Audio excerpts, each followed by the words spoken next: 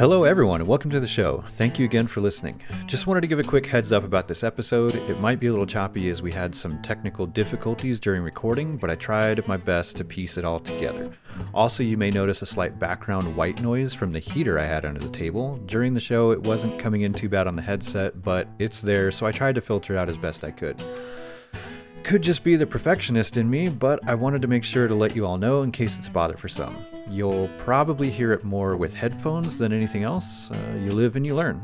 Anytime you start on something new, there's always something to figure out, and man is there a lot in the audio production world. Also, it's starting to get a little cold out in the garage, and I think it's starting to take a toll on equipment, not to mention we all start freezing about an hour in. But I don't want to limit conversation too much, so for the winter we'll be moving the show into the office to keep going, and in the spring we'll be back in the garage. Hopefully at some point in the future, maybe I can get a nice shop heater put in or something if it's not too loud, and maybe install some soundproofing to help. Just wanted to be clear in case anyone cares, since the name of the show is Guys in a Garage, not Guys in a Cushy Office. But if I can't keep the recording equipment running, then there is no show, so I'm going to do what I can to make sure we keep rolling. Lastly, just an announcement that we are trying to get video up and going on the show as well. As soon as we can get that sorted out, we'll be a video podcast on Spotify, and we'll also be starting a YouTube channel as well. Thank you everyone for your support, and keep on grinding.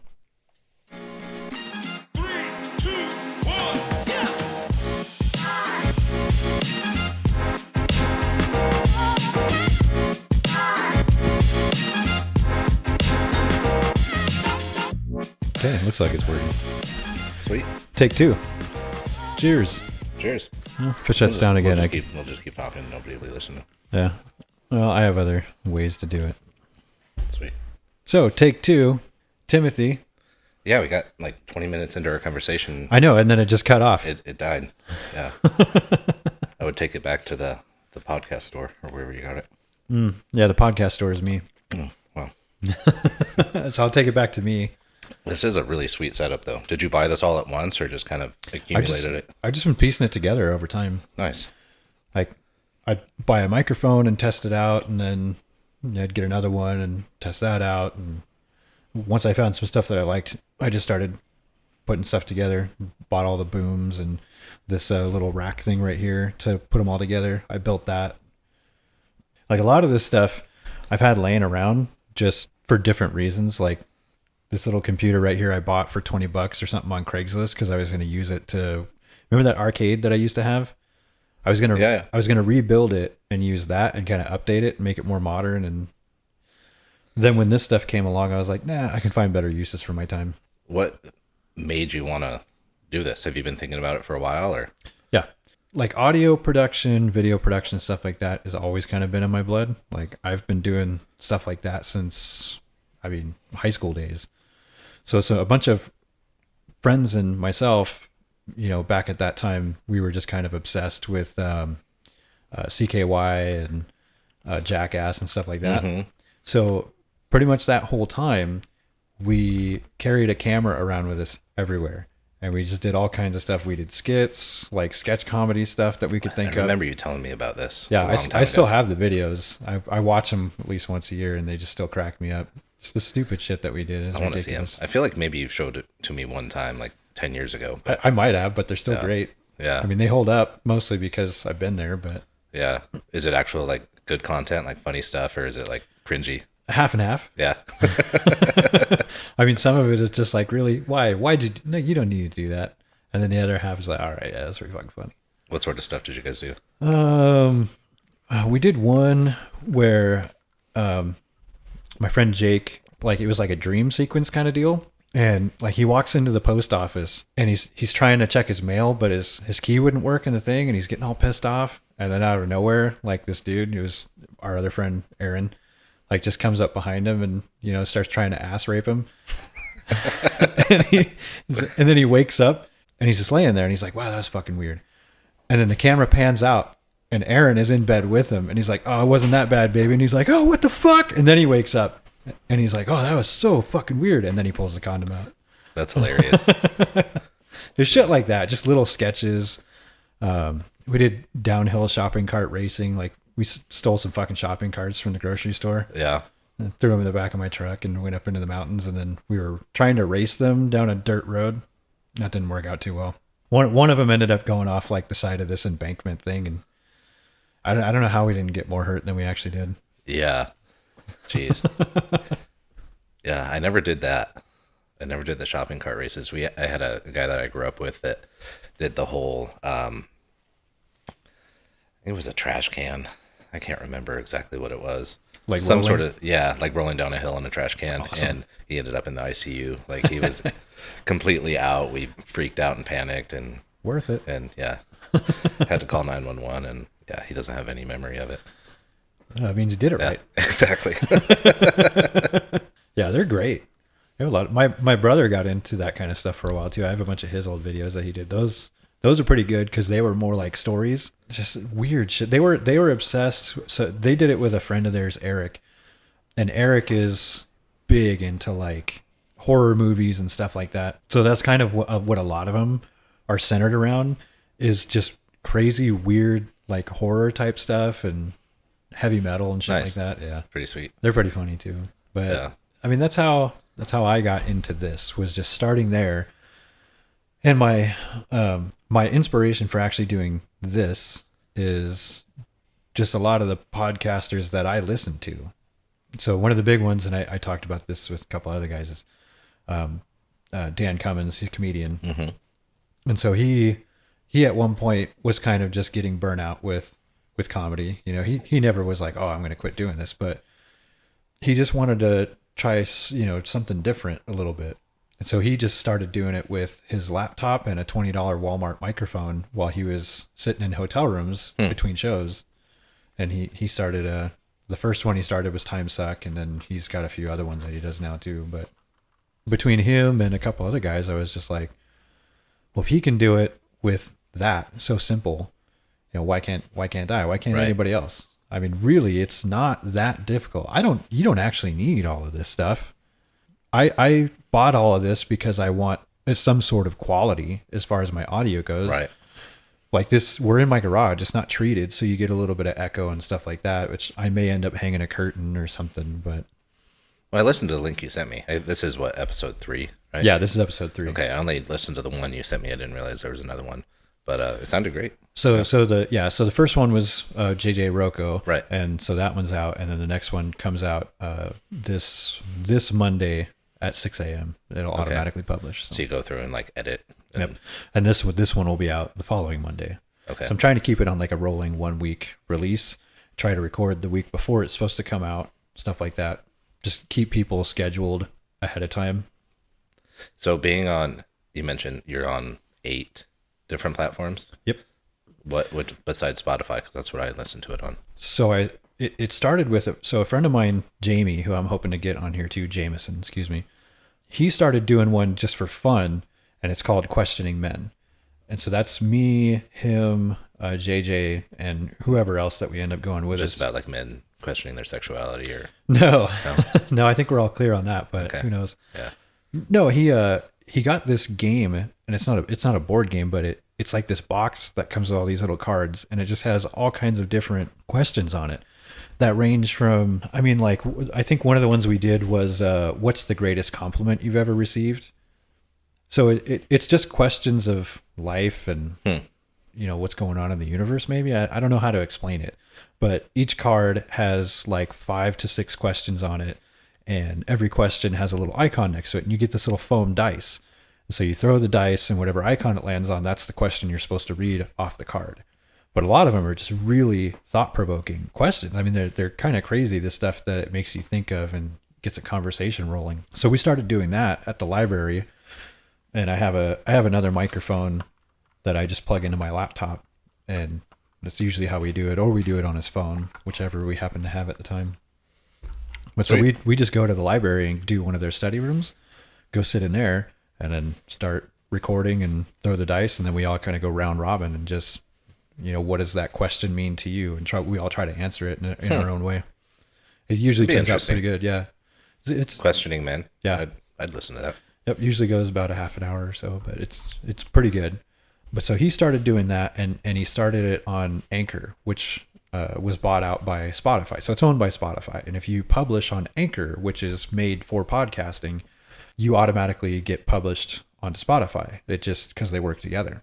Well, the cool thing about it is you get to you can get your RSS feed and go plug that into any other platform you want. You just have to sign up for an account, and then you can register your podcast with pretty much anybody. Interesting. Yeah, and then so everything that I upload to Anchor, because all the others are connected through that RSS feed, every episode I put up, will automatically get pushed out to all those other ones. So is it regulated? Like, is the FCC involved or anything? Do you have to like do any filings, or is it censored? Or well, I mean, they have their own rules and regulations. You have to read what their terms and conditions are and all that stuff. But in general, I mean, Spotify seems to have been pretty good with people about the kinds of content you put up. Like, I mean, obviously with Joe Rogan, he's their cash cow, right? They bought him out for millions of dollars. They're not just gonna close him down because somebody gets offended. But it was looking like that for a minute. It was for a minute, yeah. But then they stuck up for him, and they're like, yeah, no, we're he's not going to give them their money back.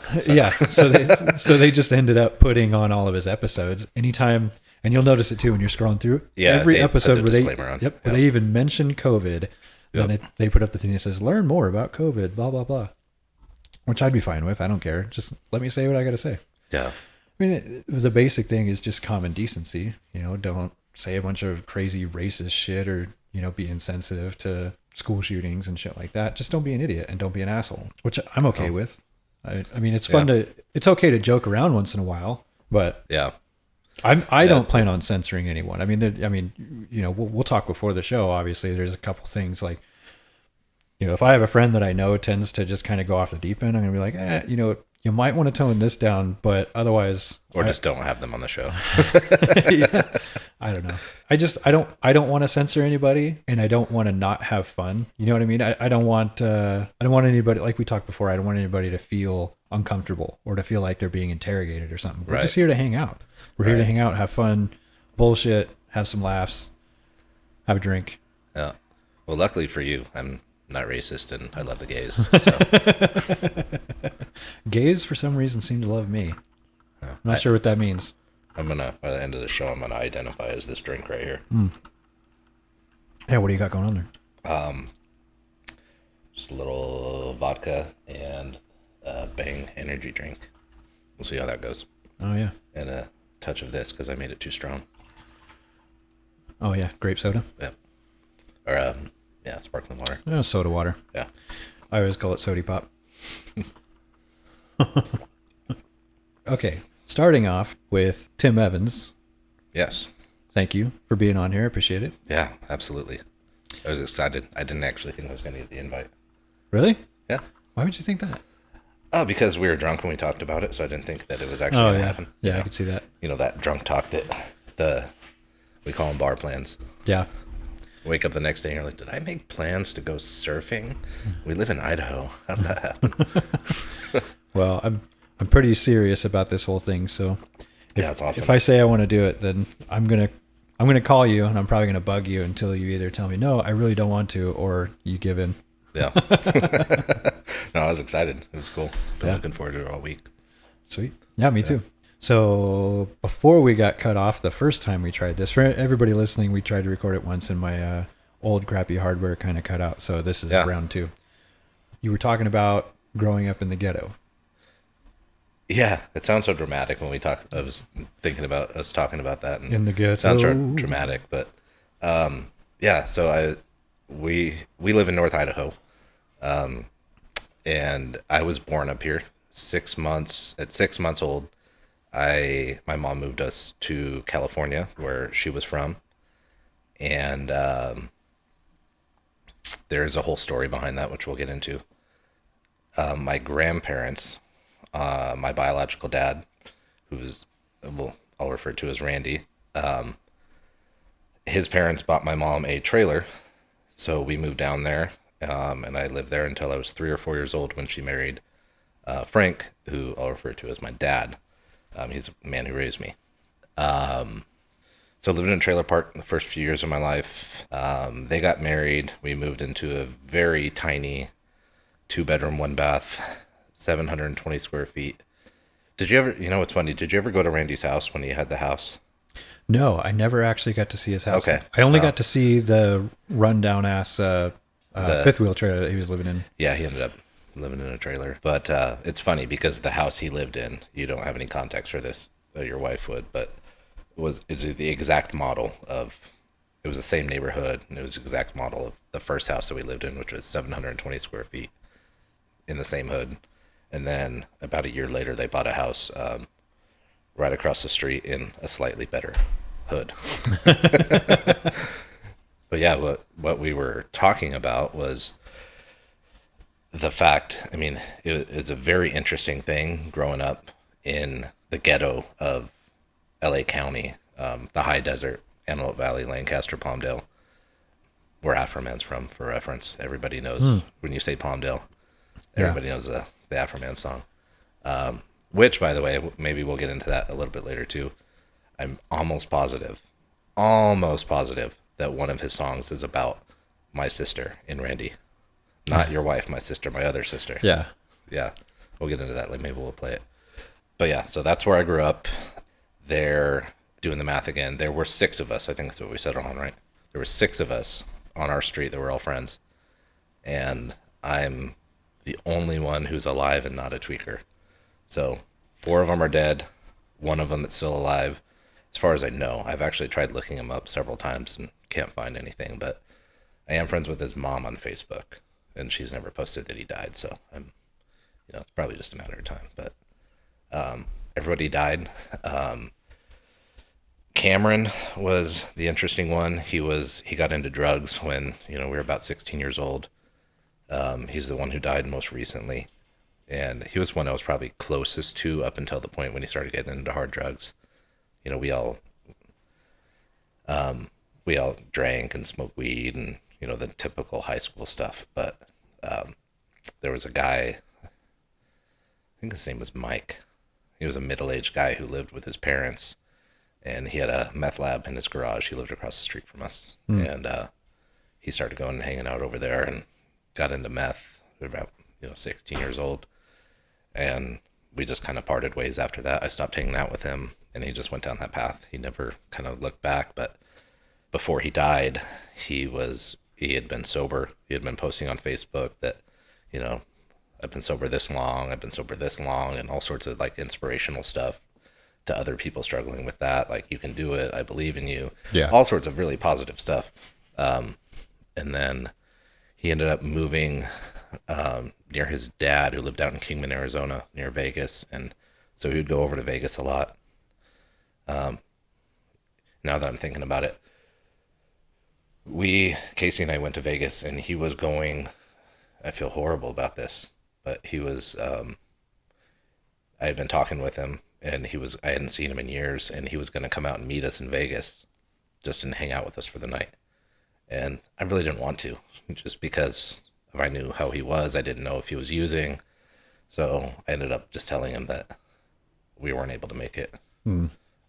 I lied to him, actually. He knew we were in Vegas, but I said, we weren't going to have time. We were just kind of passing through, which was true. We were only there for one night, but we did end up going out to bars and stuff in Vegas that night. But yeah, I feel bad about that. But he ended up living, when he was living in Arizona, he went out to Vegas, which he would do from time to time. And this is during the sober time. And he had posted on Facebook that, a picture of a cash out ticket from a casino. And it was like $5,000 or something like that. And it was 2 days later that I saw a post from his mom that he was in ICU. And then a few days after that, I got a text from my sister down there too, that he died, which, you don't, an addict in Vegas, you get $5,000. It's you're not going to spend it wisely. Disaster. Yeah, exactly. And that was my first thought when I saw that post. I was like, oh great. Like, I hope he hadn't posted anything in a few months at that point about being sober. He was posting like every day, and all of his month anniversaries of being sober and all of that, but he hadn't posted anything in a long time until that lottery ticket, the cash out ticket. Yeah, he probably took that and just celebration was the only thing on his mind. Yeah, absolutely. Because he had never, the life of an addict. He was, 35, 36 years old when he died. Never really had a job. He had, during this whole time when he was sober, he had posted, I think he got a job at Walmart, but he didn't end up, it was like a month. And then he had a rant about how that was bullshit and people need to, that type of person where just never really had a job. So to get $5,000, that was probably the most money he'd ever had in his life. And, put it in his arm. But the interesting part about that is that he, the cause of death that they listed, because he, during that time, that was during COVID, and he, they tested everybody that came in the hospital for COVID, and apparently he was positive for COVID. And they listed that as his cause of death. So yeah, of course they do. So there's one. That's one death story of all the friends that I grew up with. Second one, actually the first one, not the first one that happened. Second one had nothing to do with where we grew up or anything. It was this kid Nick who lived across the street from me. He had a heart problem growing up. So I was, 4, I was 5, I think, when we moved in there. I was in kindergarten. The first friend I had on the street, he had a chest plate that he would wear. And when he would take his shirt off, he had like an indent in his chest and like a huge scar. He had heart surgery when he was a kid. Yeah. And he always wore a chest plate. And they ended up moving away when we were like 12 or 13, but I stayed in contact with him. They would, stop by every once in a while. But from the time I remember, he would always talk about this surgery that he was going to be able to have when he was 18. And it was just something he always talked about. Once I get this surgery when I'm 18, I'll be fine. I can live a normal life. I won't have to wear this chest plate. So something he looked forward to his whole life. And the person who bought their house, they moved away, like I said. The person who bought their house was actually friends of theirs. And so we heard from her one day, he went in and had that surgery when he was 18 and he died on the operating table. Yeah. Talk about luck, dude. Dude, yeah, that was a rough one. Shortly after that, I think I moved up here when I was 22 and let's see. So Darren was 18 when he died. I think he was 2 years younger than me. And so I would have been 20. So I remember I was married once before. I was married to Christina, and I got married when I was 20. So it was right in that time frame. He was in a car accident. He ended up having a seizure and at the wheel, and he had never had a seizure before in his life. Jesus. And ended up just plowing, apparently whatever it caused. He wasn't the witnesses and everything said he wasn't speeding, he wasn't driving erratically or anything, but he went through the intersection. They estimated about 100 miles an hour and slammed through a wrought iron fence and into a tree. And it was actually, I drove by it not knowing that it was him, and saw it and saw the car up the tree, and I saw the white sheet over his body. Had no idea it was him at the time. I didn't find out until later that night that was him. But he died, and Philip, who was his friend, he didn't live in our neighborhood, but he was over there all the time. He was in that as well, and he looks like Seal. His face is just all reconstructed and everything. And, yeah. So he survived, but yeah, and he's the one who remembers that he was able to tell people that he had a seizure. And when they did the autopsy, so what's really interesting, there's a whole backstory there. So we used to have, I wouldn't call it a fight club necessarily growing up, but we had, all of us on the street. I guess it was a fight club. We would fight for fun all the time. Yeah. Which hasn't died. That's still a thing. There's Kids do that. Yeah. We just TikTok videos see of kids beating each other up all the time. Yeah, our son, Terry, Oh, yeah. he was in, Casey's so our son, Terry, somebody sent us a link to a video, and apparently it went viral. We told him to take it down, but he was involved in that, and he had a really good knockout on there. Like, he knocked some dude out, and Casey showed it to me, and she was really mad. And at first you're like, dude, what the fuck is wrong with you? But then it's hard not to be proud. I didn't even go there. Like, Casey went there at first, and I was like, yeah. I kind of looked at it, and I was quiet for a minute, and I could tell she was mad, and I didn't want to negate her feelings or anything. But I'm like, you know what? I did the same thing when I was a kid. I turned out just fine. And honestly, that was a really good combination at the end where he knocked him out. So I was pretty proud. Maybe that's what's wrong with me. I didn't do any fight clubs. So we would do this all the time. And Darren, I think when we started, Darren was probably like 11 or 12. Like, he was young, and he would hate to fight me. And he didn't know how to fight, and he was scared to fight. And I remember the first time I was like, bud, like, I'm not going to hurt you. It's, I'll go easy on you, whatever. But like, we can just pretend, kind of, because I didn't want him. I pulled him aside because I was trying to save face for him in front of the other guys. Yeah. So they weren't like, oh, Darren's being a pussy, that sort of thing. Yeah. You're trying to help out your boy. Yeah. And then, I was older, and he was kind of like my little brother. And, so we did, and, fast forward a little bit, and we continued this all throughout. I mean, I would have been, if Darren was 11 or 12, I was 13 or 14 or whatever. But we did it, for 8 years regularly. And Darren ended up, like, nobody could touch him. I mean, he ended up being a really tall, skinny, kind of lanky guy with a huge reach. And he had the best head movement. Like, he could just, like, dodge people's punches and then just tag them. Float like a butterfly? Yeah. And he didn't have a ton of power, but he, because he just kind of, like, threw out lazy punches, sort of. I mean, he ended up being a very good boxer, but I was only allowed to kickbox because I grew up, kickboxing from the time I was 5. So all of my friends, like everybody, like the main people on the street, after a while, they're like, "Oh, Tim's not allowed to throw kicks." Did you do any, like, tournaments or anything? Yeah, I did Taekwondo tournaments when I was younger. For real? Yeah. What about jiu-jitsu, stuff like that? I've never done a jiu-jitsu tournament. It's on my list. Yeah. But have you trained in jiu-jitsu? Yeah. Yeah. It's actually, Casey used to train with me as well. Oh, yeah? Yeah. Yeah. I've been thinking about, like, joining a jiu-jitsu, what is it, dojo? I don't know shit about this stuff. Dojo is more like traditional martial arts, like karate or Taekwondo, or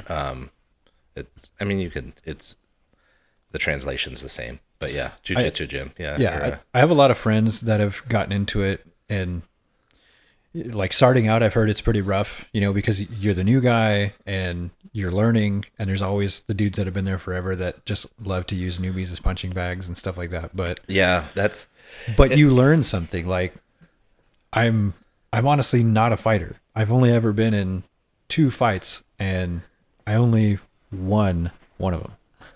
Yeah.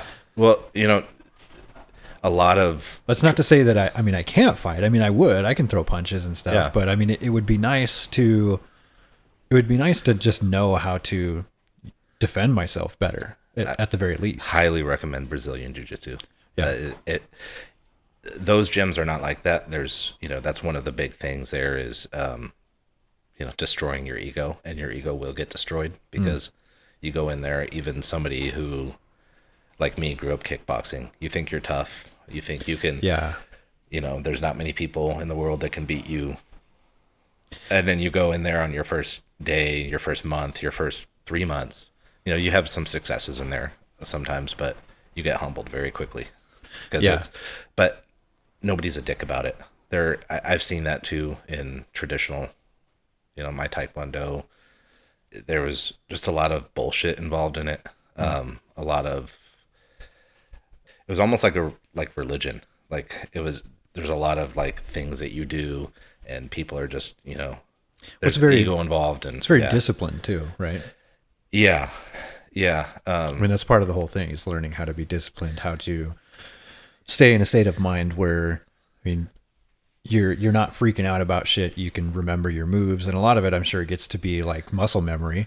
It totally is, yeah. But you still have to be able to stay, in a state of mind where you're aware of your surroundings and what's going on, and being able to tackle what's being thrown at you. Yeah. Without freaking the fuck out or just like How to stay calm. Yeah, exactly. How to stay calm and present. Which I have to this day. I mean, obviously, I don't try to get in fights anymore. I'm 37 years old, but Yeah, yeah, we don't heal the same. Yeah, it happens occasionally, or I've been in situations where, you learn to diffuse stuff. That's one of the things you learn growing up in martial arts is you learn to not only be calm, but to use fighting as your last resort. Yeah. I've always been the guy, I think I'm just more cocky or just, I don't know, maybe unaware. I don't know what it is, but I just don't scare easily. Like, I know if I can tell when I'm talking to somebody who is either bigger than me, or I can tell, like, I could size people up pretty well. You know what I mean? So I'm not just mouthing off to people that I know, like, I should probably shut up instead of standing up. Like, I'm aware of that. But as far as, like, I don't back down. I don't know what that is. But if somebody's going to start shit with me, the first thing I'm going to do is I'm going to try and talk out of it. Right. That's my number one go-to. Is like, hey, Yeah, as it should be. What do we need to fight about? Like, let's chill. But I'm not a runner, and I've never been. So to me, it would just be nice to know how to handle myself a little bit better. So in the situation that if it does ever arise where I need to stand up and I need to throw some punches or whatever, it'd be nice to just be a little more versed in that kind of stuff. Yeah, and that's a great quality to have. You ever watch those YouTube videos where people go up and like try to pick fights or like do something that's obviously gonna make somebody want to fight them? And most people, like if you watch those things, most people, I would say probably 90% of people do not want to fight. Yeah. Some people will posture, especially when like alcohol is involved, but yeah, you get drunk most and you people puff do not, up. Most people do not want to fight. And I'm in that same boat now. I mean, I didn't used to be. I used to love to fight. It was something I enjoyed doing. Obviously, we would fight for fun, but actual street fights with hostility involved, it was something I would do for fun. But no, I'm over that. Yeah, I'm not looking for anything, I would rather be prepared, I guess, if you want to call it that. Yeah. Because you never know. But yeah, as far as street fighting goes, a lot of people will say, well, Brazilian Jiu-Jitsu is not, it doesn't work in real life situations.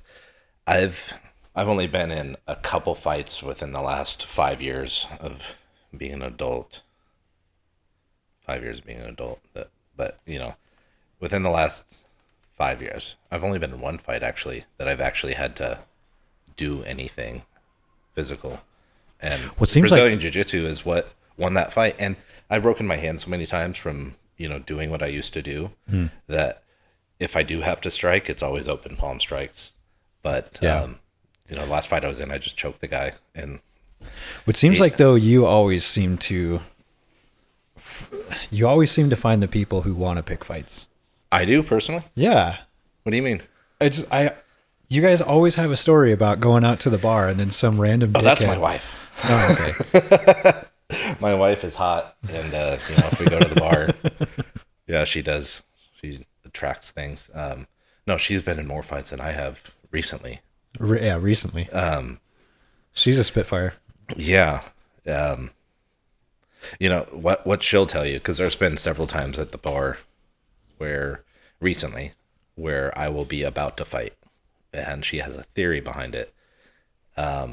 She's trying to save me from punishment, because I have had one fight I got in a while back. I mean, 10 plus years ago probably, but as an adult, there was legal repercussions. The guy got hurt and everything. Oh yeah, I remember that. Yeah, had to pay a lot of money for that one. So that's one of the reasons. Like, it's as you mature, you just it's not worth it. Try to avoid it at all costs. But yeah, sometimes, and we shouldn't be at the bar as much as we are, but we it's right by our house and we go there a lot, and it's convenient. Stuff happens in a bar, and guys being a jackass, and I never pick fights anymore. There was a time in my much younger days where I was kind of an asshole, and maybe Yeah. I would sometimes, but never anymore. But you know, stuff happens, and there's no security at this bar that we go to, so a lot of times we have to step in and be security if guys being out of hand are hurting somebody else. But yeah, every time that I've been really close to hurting somebody, she steps in. She'll literally. So there's one time recently. We call him the Lippy Leprechaun. We were there on a Sunday night, just randomly. That's our nickname for this guy. And nobody's in the bar. It's just the bartender, Tana, and us, and this guy who's sitting on the. You know, we're sitting here, and this guy's sitting right here, and he was totally fine at first, and he was a little guy. He was probably like 5'4" and 130 pounds. He just starts drinking more and drinking more and drinking more, and starts getting a little like mouthy and like saying stupid shit. And Yeah. he looks over at me. He was like, "Hey, let's do a shot." I was like, "Buddy, you don't need any more shots." Like, he was like, "No, I'm fine." And love you, Tana, if you listen to this, but you know, you probably shouldn't have given him a shot.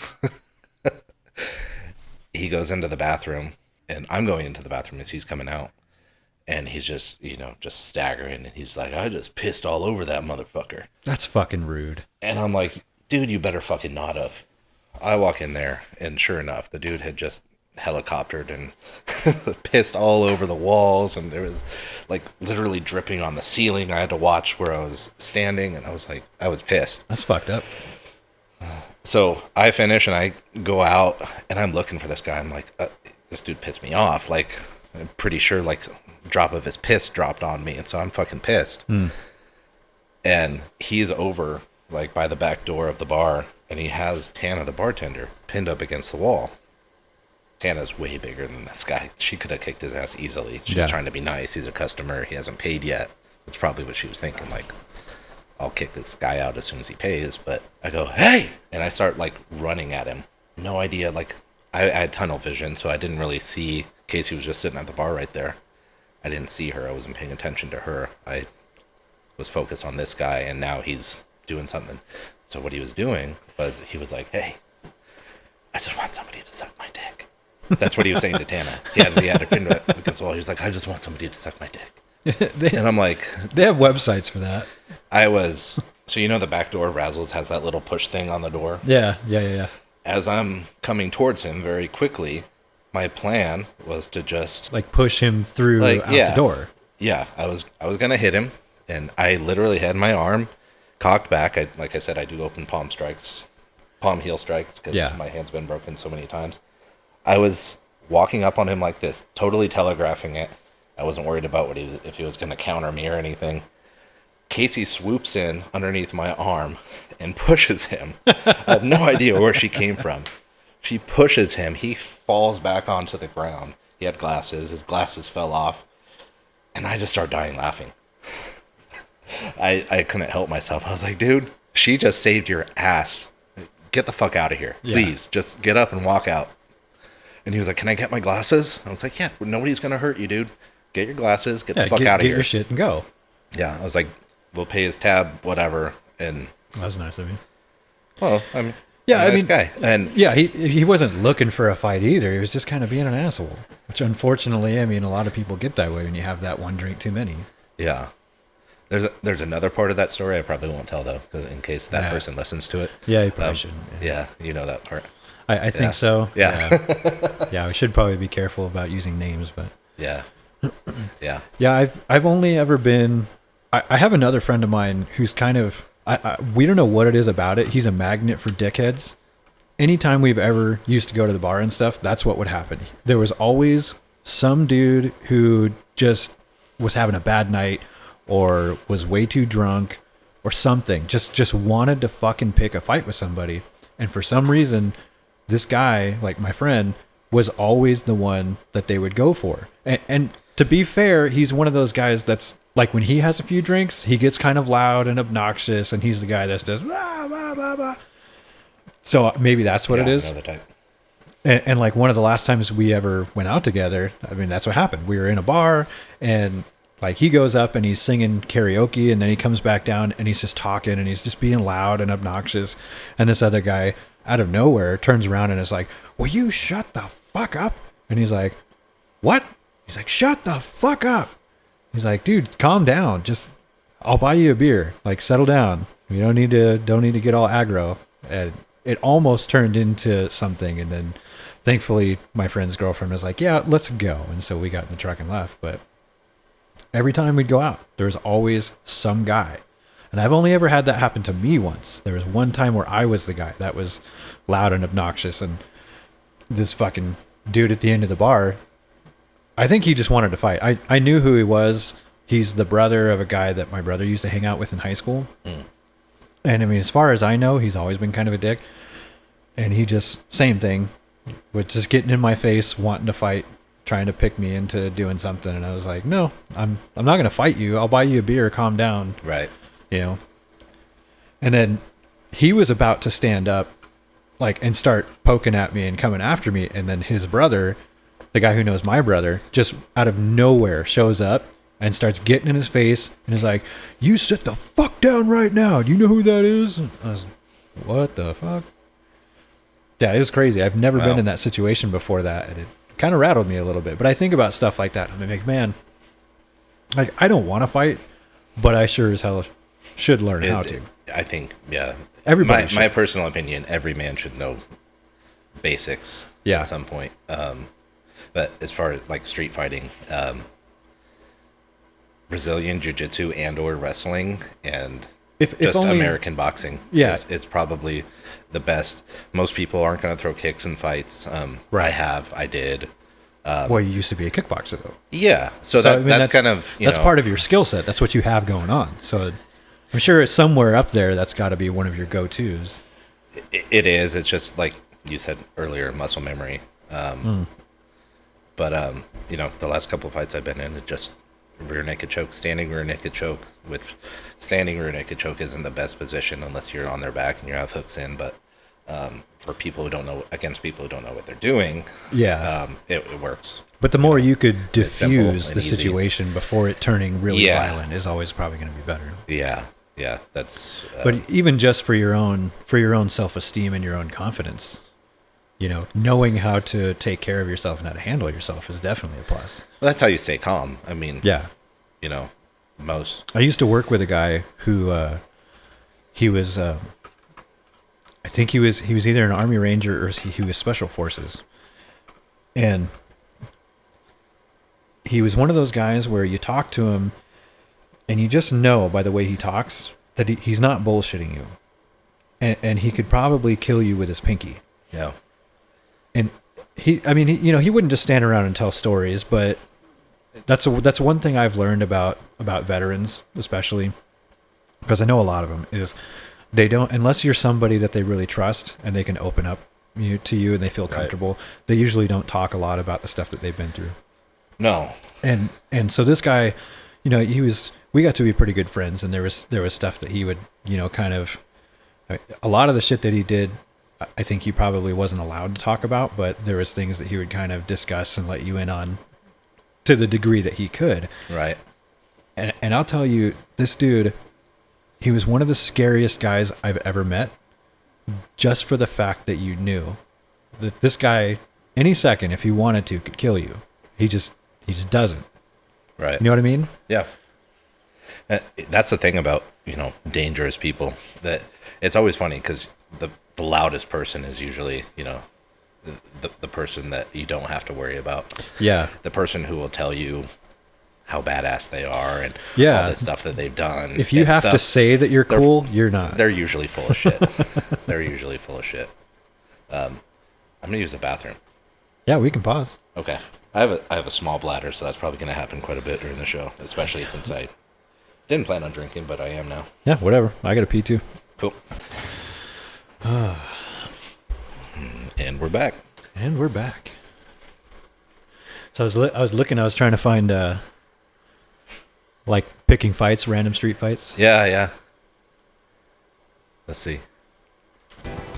The guy's being goofy about it. He knows he's joking. It's like a gag. He's just fucking with people. Oh yeah, there we go. Yeah.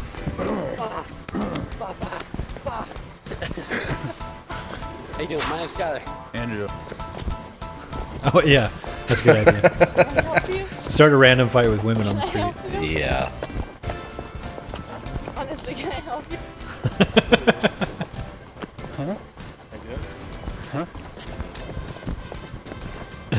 That old gag. There's this one guy, I've watched a ton of his videos, and he goes up just completely dead serious, and it's always something different that he says, and he just Like to he's the most actually dangerous trying to start shit to with the people? most well, I mean yes and no, like that's the whole point of the videos, but he's dead serious and just goes up to the most dangerous people. It's like, he's down in Compton.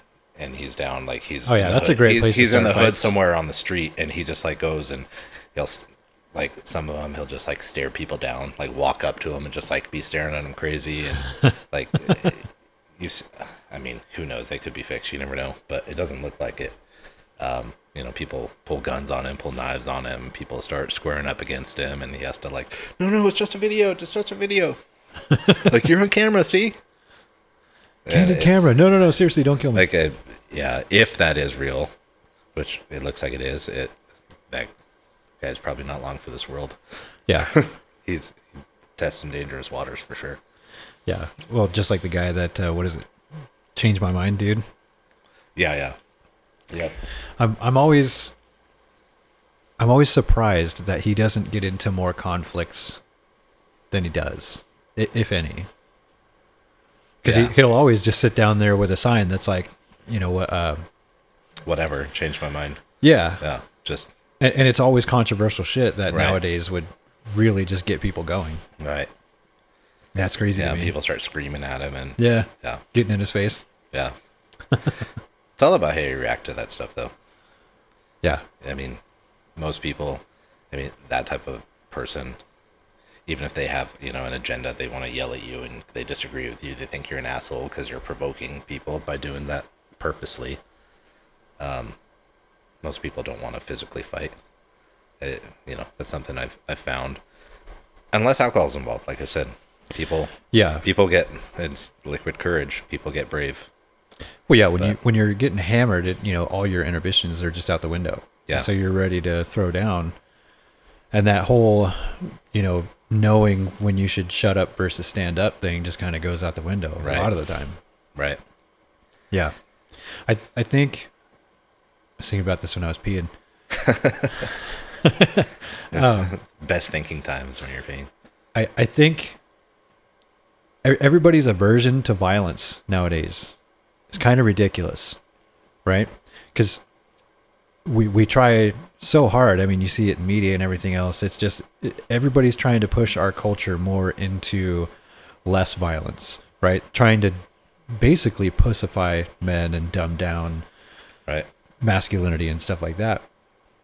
And I think the biggest problem with that is it breeds more violence, because they say a peaceful society is a well-armed society. Well, it goes the same way, right? With knowing how to fight and how to defend yourself.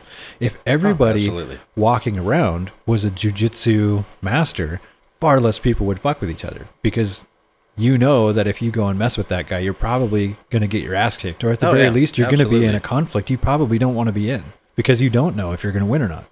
You're always going to have dickheads that just want to watch the world burn and they want to fuck with people and just do whatever they want. Right.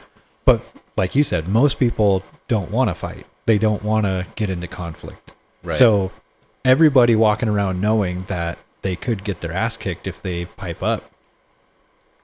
I mean, to me, that seems like it would breed a much more peaceful society. Yeah, absolutely. And, that goes back to what I was saying about jujitsu. I mean, jujitsu will absolutely crush your ego. Yeah. When you start it.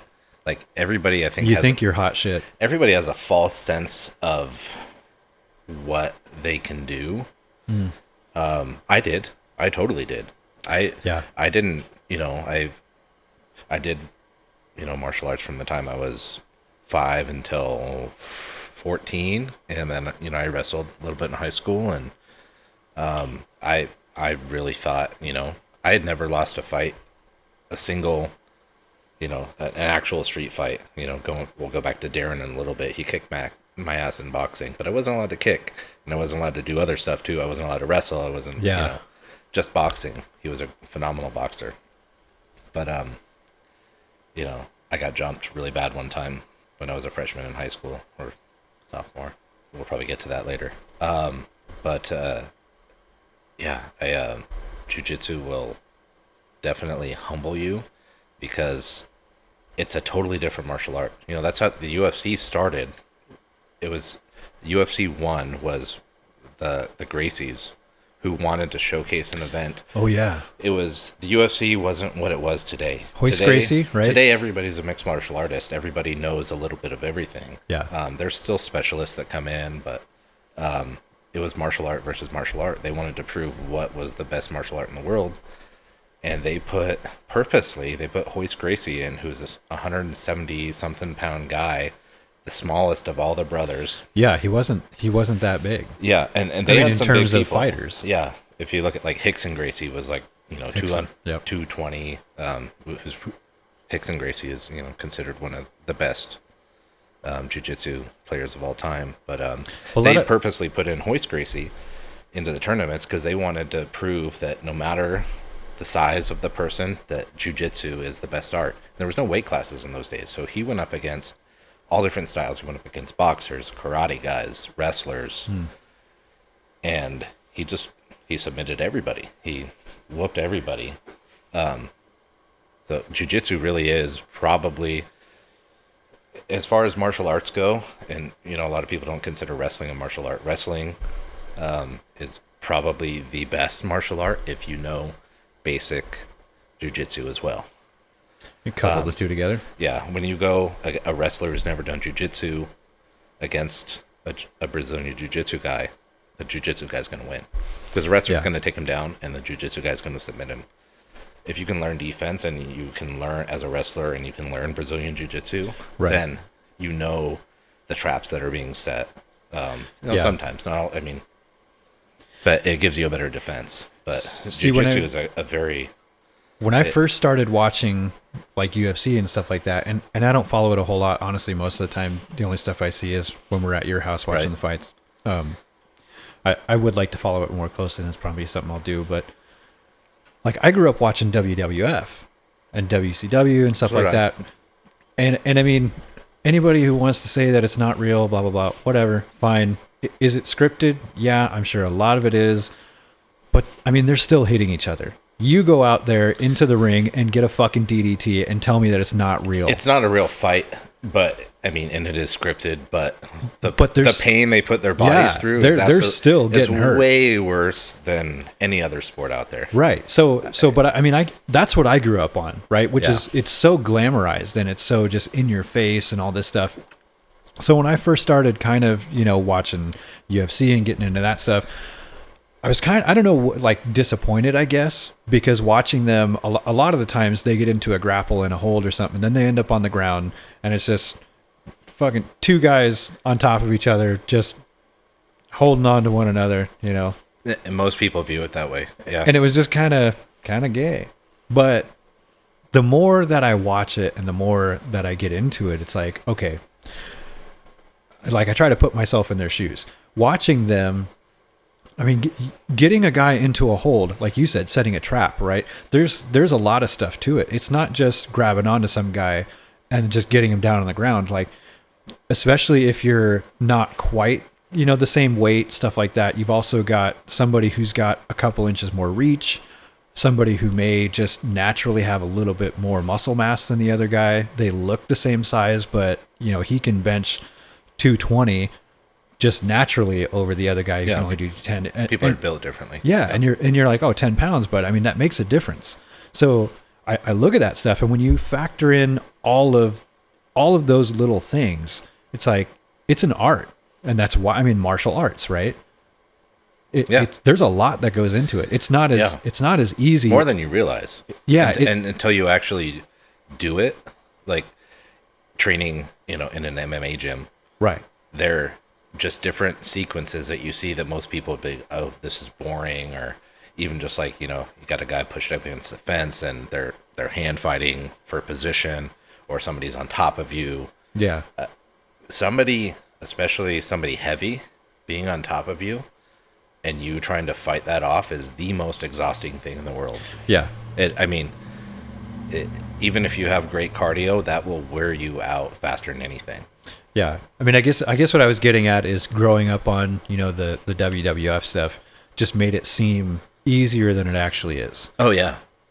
But then when you listen to the fighters talk on, the after shows and stuff, or podcasts that they're on, and they're talking about the fights and what they had to put in, especially their training and everything else, just to be able to win or even not to win. It's right. It's pretty intense. Oh yeah, totally. It does. It makes it look way easier than it is. Yeah. The average person out there could probably last 30 seconds in a real fight. Most street fights don't last very long. They get broken up, or Yep. Somebody gets knocked out because they're throwing haymakers or whatever happens. But most people, like if you were to just stand back and let somebody throw punches at you, people don't realize. I mean, go hit a heavy bag for 30 seconds. You're going to be winded. Yeah, you get winded real quick. Yeah. That's a lot of energy to exert. So if you have a good defense and you can avoid punches for 30 seconds, if it even goes that long, yeah, like the other guy's going to be exhausted. And yeah. People don't realize, like, a real fight is I mean, your adrenaline's going and there's all sorts of other factors too, but it's... Yeah, you go all rope-a-dope on them and just let them tire themselves out. Yeah. And then you give yourself the window to fucking ground and pound. Yeah, and organized fights like the UFC or a boxing match or anything else it's different than a street fight too. Obviously, the UFC has limited rules, but there's rules. Yeah. But with adrenaline and other factors, I mean, you're in the confines of a ring or a cage, and there's, you try to, you're probably nervous, but there's nerves going on probably. In a street fight, I mean, there's, I got to make sure that I don't get my head slammed onto the side of that pool table at a bar, or right. Or does this guy have a knife? Does he have any sort of improvised weapon? What are the improvised weapons I can use if it comes to that? There's all sorts of stuff going on in your mind. So a street fight is way different than even a gym fight. But a gym fight will prepare you for that, to be comfortable enough with your own skill set to be calm. That's the biggest thing in the street fight. Most people are not calm. That's why you see wild punches. You see people gassing out so quickly, is because nerves will take it out of you. Yeah. Very quickly. Yeah, there's a whole lot that goes into it. And just, to me, it seems like staying calm is probably the number one thing, and then being aware of your surroundings. Yep. Yeah. Like what 100%. If this is starting to go south, what can I use to my advantage? Like that phone over there. Yeah. I mean, that was something, my real dad. So my real dad was in prison from the time, before I was born. 2 months before I was born. And I won't get into the reasons why, but he was a piece of shit. He got out when I was 23. But we would go visit him every year. Every year without fail, my grandparents took us to go visit him wherever he was at. He was in Marion, Illinois, which is... He was in a lot of prisons, right? Yeah. Because he moved around a lot. He got transferred all over. The first one he was in was Leavenworth, which is a fairly famous maximum security prison. Right. He was on the federal level. He was in federal prison. So I remember going to Leavenworth. I must have been, like I said, my mom got married to my dad, Frank, when I was, I think 4. Now that I'm thinking about it, I was probably 4. So it was sometime I was probably 3 or less and I remember several times going to visit him in Leavenworth. He got another charge of trying to escape. There's a bunch of people who were like plotting an escape. I don't know that I heard about that. Oh, really? Yeah. Yeah. So he got moved from Leavenworth. He was actually in there with one of his co-defendants and ended up getting moved to Marion, which was, he always called it the worst of the worst. And that was, looking back, like Googling stuff as an adult, you look back and it was actually referred to the worst of the worst at the time. I think there's another one that's even worse than that now, but that's where he was at most of my childhood. He was there for 9 years, and it was 23-hour lockdown. So he would get out. There was I think it was a staggered 24 hours. So they would let X amount of prisoners out for an hour, and then the next hour it was this group of prisoners and this group of prisoners. Probably segregated by race or whatever. Yeah. But 23-hour lockdown, and then they would get an hour of rec time a day. So he was there for 9 years, and all the visits were behind glass on a phone. And that's actually where so for people listening, Dave is my brother-in-law. He's married to my sister. She's my half-sister. I did not know that she even existed until I was 8 years old. And I still have the memory of him telling me over the phone through that glass. He's like, you know what? You have a sister. Yeah, you're going to get to meet her next summer. She's going to come out, and everybody else knew. My mom knew. My grandparents knew. My other sister and I didn't know. So our running joke is my wife, your sister, is what, 2.5 months younger than I am. Yeah. Yeah, and you we're the exact same age. Yeah, right. But you're a day older than I am. Yes. Right? So which means that she is also only 2.5 months younger than you. So do the math on that. Oh man, I never thought about that. What? No, I'm kidding. Yeah, we used to tell people that we were twins because it was just easier to explain. But yeah. As we have grown up, we've just realized that it's actually a funny story. Well, the funniest story is the day you and me met. See, and you tell anytime this story, we get onto this, we have to bring it up every time because it's hilarious. I don't remember saying that. I mean, it sounds like something. We were talking about me being kind of an asshole in my younger years. This was probably towards the tail end of my asshole years, but maybe. I think it was more so just. You being protective, which I get. Yeah, like I said, it's something. It sounds like something I would say. I just don't remember saying. Yeah. So, but I remember you showed up. And she had been telling me, like, oh, yeah, my brother's coming over, blah, blah, blah. And I was like, fuck. Okay. Like that kind of put me off a little bit because I knew her mom and her sister and stuff like that because I've known my wife for, at least over 20 years, I'm sure. We've been together for 10, married for 12. But we met when You've been together for 10, married for 12? That's what you just said. Yeah. No. You've been married for 12, probably together for 13. 14. Yeah, 14. 14 yeah. years. Yeah, you're right. I suck at math. Shut up. I'm fucking with you. But yeah, so 14 years we've been together, married for 12. We've known each other though since we were probably like 16, 17, something like that. Yeah. So I knew her mom and her sisters and all that stuff, but I never met you until we actually got together. Right. And so when she told me that you were coming over that day, I was kind of freaking out. And then you showed up and you've got on like the flannel and shit and you're kind of all lumberjacked out. And I was just like, all right, who the fuck is this dude? Like, and you seemed cool and we were having a great time. And then I can't remember how it came up, but we were talking about like how old we were. And I told you my birthday name and then you told me yours. And I was like, oh no shit. You're only a day older than I am. And then that's when you turn around and you go, yeah. And don't you ever fucking forget it. I was like, okay. All right. Yeah. That's who we are. Yeah. I don't remember that at all. Yeah. You were intimidating at first, but then even after that, once I realized that we were the same age and you were probably just fucking with me and you had to be protective of your sister. Like you were trying to just assert yourself a little bit. I was like, okay. Yeah. I can get along with this guy. Like I said, I don't remember that. If I definitely wasn't fucking with you, I would have been serious, and I was probably thinking to myself, I was like, man, I really like this guy. So if I'm gonna, I have to let it be known that I'll kick his ass if he hurts my sister. Yeah. But if I don't do it now, I probably never will. That's probably what my thought process was. Yeah. And then we just, got on with being friends after that. Yeah, but it's hilarious now. Man, I gotta piss again. God. I know. I'm sorry. Bladder like a cymbal. I shouldn't have started drinking. That's right. Have you heard me pee, though? It's like a fire hose. I don't know. It's what your wife has said. She said she can hear you all the way downstairs. She can. Yeah. She actually... Casey's great because if she wakes up before me, she'll... first thing I do in the morning is I go and take a piss, as I think probably most people do. And in our master bedroom. And... she can hear me from downstairs peeing, and she'll make me coffee, which is really fucking cool. Yeah, so she knows you're awake, and she's like, oh, time to put it on. Yep, exactly. All right, I'll be right back. Okay. was looking up. Right. This Is is it- what you told me, right?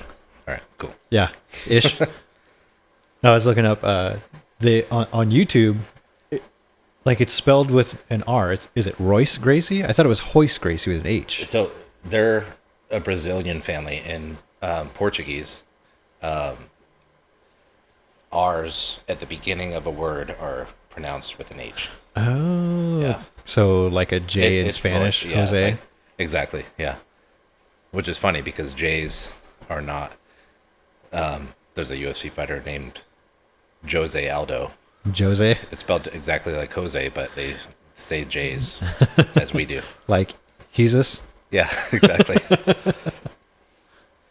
I was looking. I was checking this one out. Every Hoist Gracie UFC finish ever. Oh yeah, It just seemed Yeah. like it'd be a good one. yeah. Click on it. I've seen all of these. I'm kind of a fight nerd. I go back and watch all of these old fights. This is Ken Shamrock, who was probably his biggest test. I think they fought to a draw actually at one point. Oh yeah, But, Ken Shamrock. I've heard Ken- about this Ken fight. I've never Shamrock- actually seen it. So what I was talking about earlier, Ken Shamrock was a wrestler, but he ended up training in catch wrestling, which catch wrestling is similar to jiu-jitsu, but it's more wrestling based. Oh yeah. So he knew defense against basic submissions and everything, and he had his own submissions. Defense against the dark arts. Yeah. Yeah. See, this is the stuff when I first started getting into UFC that I'd be like, this isn't going anywhere. It's kind of lame. But again, the more I think about it now, like that's tough. Like I said, I mean, I'm a That's- fight nerd, so when I watch this stuff, That's not fucking easy. no, what's crazy about that, I was saying Ken Shamrock knew defense. That was more like a bulldog choke, which is actually a fairly easy choke to get out of. What he would want, that's kind of like a schoolyard like headlock sort of yeah. choke. Like say ankle. Yeah. That's not a standard rear naked choke where you get your hooks in with the legs and everything and make it very difficult to get out of. But Well, and the thing is too, like, I mean, my brother and I love my brother. It wasn't until we got older that we actually started to get along. But when I was younger, like he used to be way into wrestling too. Yeah. And of course, I was his guinea pig. that's normal. I've had many DDT and 4-figure leg lock and everything Yeah. else done on me. And I used to fucking hate it. Now I look back on it now, and man, that was most of the fun times we ever had. But I'm thinking about it and how hopelessly just done I was whenever he got me into shit like that. Yeah. So If you don't know what to do, I mean, that's Yeah. exactly how you feel, is helpless. helpless, yeah. And that's exactly why I'm saying jiu-jitsu is such an ego kill, because you think that you know what you're doing, you think you're badass, and then all of a sudden some guy gets on top of you and puts his arms around your neck and you have no fucking clue what to do. Yeah. Well, and the ego thing, that's part of knowing how to lose too, though. Oh yeah, Which, I mean, absolutely. it's something that I've talked about on the show before. Is Totally. that's a lost art. Everybody wants to win. Yeah, everybody wants to win, but you have to know how to lose too. So when you're talking about having your ego checked, you have to be able to say like, okay, I lost, but what did I learn? What can I Yeah. do different next time?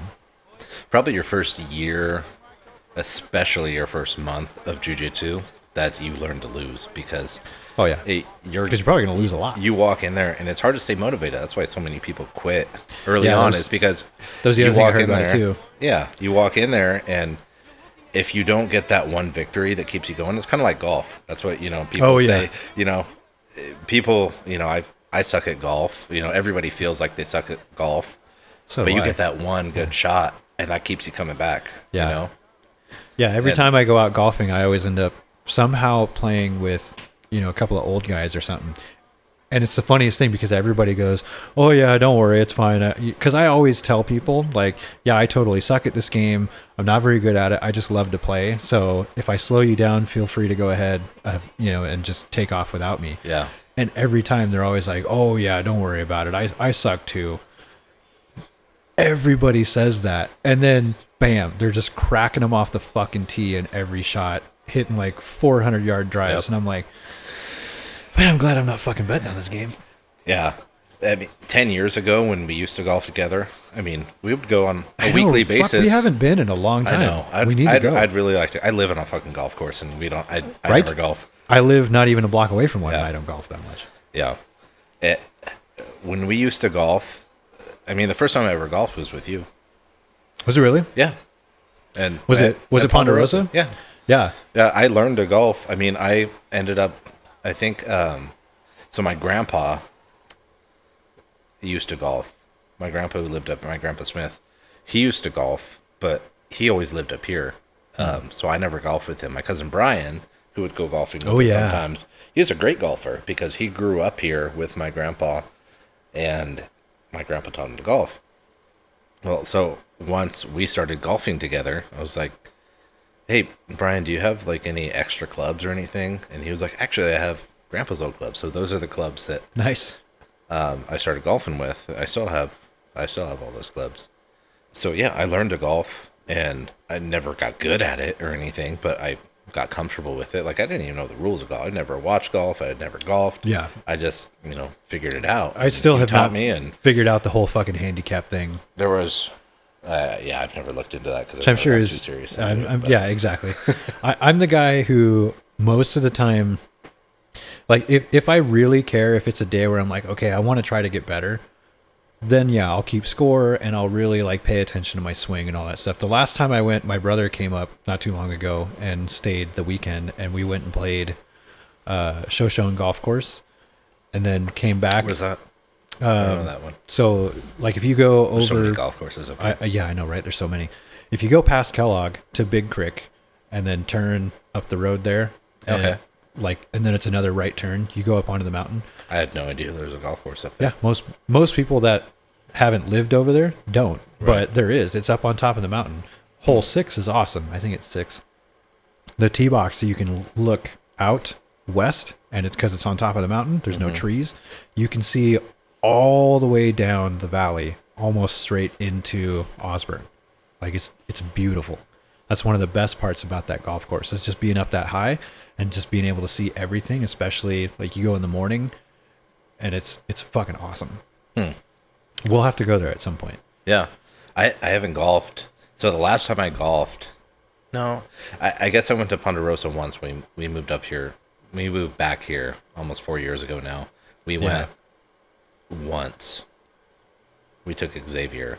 Were you with us? Yeah. That was you and me, and we took X. Yeah. Yep. That was the first time I had golfed. So I golfed once in Colorado when I lived in Colorado. And we were taking clients out. It was my boss and I, and we were taking clients out. Oh yeah. They went golfing all the time, but my boss would ask me, like, hey, do you golf? Like, from day one. Like, that was just a thing. We worked in the oil field, so we'd go out and, like, smooth, like, these people. You're showing the customers a good time. Yeah. I mean, we would take them to strip clubs and take them to bars, and the oil field's a totally different world. Like, Yeah. that's how you get customers, is by taking them out and showing them a good time. So there was, I mean, I have all sorts of crazy stories from those days, but Well, so hold on though, because so at some point, right? I know at one point you had your real estate license, right? yeah, that was a long time ago. That was back in California. So Yeah. I got my real estate license when I turned 18. You got it when you turned 18. Yeah, shortly after I turned 18. And I did that for a few years, but that was back in 2003, 2000. Actually, I think now that I think about it, it was April. My birthday's in June. So I was still 18, but it was, I was close to 19. So that would have been like 2003, 2004. And then the real estate market started to crash in 2006. So I did it. That's I when would- it started crashing. Yeah. Until 2008 2008 was like the culmination of that. Yeah. But I enjoyed that. I had fun. Made pretty decent money for a very young kid, but I was cocky, like any teenager is, and thought I knew everything and didn't educate myself, and I just wasn't prepared for the crash. So You know, I thought I had no idea, you know, historical trends, or I didn't know that it wasn't going to be like this forever, because the market was great, just like it was now, you know, what we're seeing now. Up until a year ago, everything was great, and people think that it's going to go like that forever. But Yeah, it never does, though. you just don't have that perspective when you haven't been through it, or, you know, don't study history. Yeah. And I just wasn't prepared for it. So that's actually what prompted me. So I did that and I moved up here when I was 22. That's what prompted me to move, is that the real estate market crashed. I wasn't making any money. I actually I had like 3 jobs at one point. I worked for the gas company as a part-time meter reader. As I was still selling real estate, I still worked for a company. I would, you know, that job would start at like 6 a.m. So I was a part-time meter reader to get done at like noon. At one. So when you're like just driving around, like, did you actually have to go into people's yards and look at their meters? So you would have a route, and it was a monthly route. So, you know, because you do a monthly bill. So it was a different neighborhood every day for a month, pretty much. So you'd go and you'd find, you know, you get trained, so you'd find like the strategic place to park. Yeah. And you'd walk around and read everybody's meters, and you had like a little, like a periscope like a periscope thing, or the eyeglass, if you like can, a pirate. you know, everybody's gas meter is different, so you'd walk up, and sometimes you could just walk right up to it, and you could, you know, you go through training, so you learn how to read it and punch it into the little handheld thing. And other times it would be a little bit more difficult. You'd have to like peer up over a fence with a dog jumping at you, and you'd have to. I was just gonna ask, did you ever get your ass bit by dogs? No, but that was a huge part of the training. We went through like a week of training. I remember I had to, and it sucked because I lived in the desert in LA County, but I had to go to training every day in LA, and they would pay you to stay in a hotel if you lived like outside of a 60-mile radius, I think, of where the training was. And I was like 55 miles or something like that. Like, so I wasn't getting paid to drive there every morning, and I was broke. So Yeah, that sucks. because I wasn't making any money in real estate, and I was like, oh, I got to take this side job. Yeah. Well, there's a week of training. It's paid training, but you're not going to see that paycheck for, you know, a few weeks. Yeah. So you're fucking on your own, paying for gas and everything else to get there. Right. And it was a struggle. Yeah. But during that training, which was like a week. When was that? Was that still down in California, or was that after you had moved up here? No, that was in California. Yeah. Yeah. So you're driving in California traffic. Oh, yeah. So I would have 55 to leave. miles. Training started at 7 a.m., which is the worst time for something like that to start when you're having to commute down there, because the commute, like, I mean, LA traffic is horrid. Yeah. You're basically looking at twice whatever the time should take you. Yep. Yeah. Because everybody leaves at the same time every morning hoping to beat everybody else. So And that's what causes the first traffic couple jams. days I did that, but I remember driving down there, I just got up extra early. That was my entire life. Like, I just wasn't doing anything else besides that, because I wouldn't get home till 7 at night, and I'd go to bed. And then I started getting up at like 3 o'clock in the morning. Right. So I could get down there. I could leave at 4 o'clock in the morning. I experimented like with different times, and I was like, okay, I have to leave at 4 in the morning to not hit this traffic. So I would get down there at like 5 in the morning and take a nap in my car. Yeah, I've never lived in California, but I have family down there too, and I've visited a number of times since I was probably 17 or 18. And just driving around down there with like my aunt and my uncle and stuff, I can't fathom what it would be like to have to live down there and travel in that crap every day. That would drive me so nuts. Yeah. There's no way I could do it. Like, the first chance I Yeah, got, I'd be fucking out of there. Yeah. I mean, I haven't lived there since I was 22, but I've been back to visit plenty of times. And there was a time where that was kind of, you know, I was a truck driver for a while, and that was kind of my home base. Yeah. So I've spent plenty of time back down there, and I'm just pissed off the whole time. Right. I can't stand it down there. I mean, for many reasons. So, I mean, I've heard a lot of your stories, but I never get tired of hearing them. So you talk about being a trucker for a while. Yeah. So I remember when you guys moved up here, you and your ex-wife, and that was you can say her name. okay, Christina. It's pronounced no, it's pronounced cunt, but yeah. Oh, okay. Yeah. Sorry.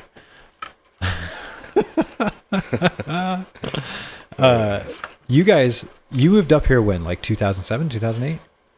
We were married in 2006. Okay. So it was just a couple months before I turned 21. Yeah. I only remember that because we did a huge road trip for our honeymoon. Yeah, honeymoon.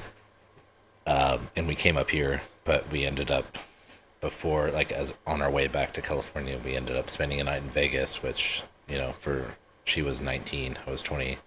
I was going to say that probably didn't go anywhere. Yeah, it was pointless. I just remember because I couldn't do anything, and I was like, yeah, I shouldn't be in Vegas right now. I'm only 20 years old.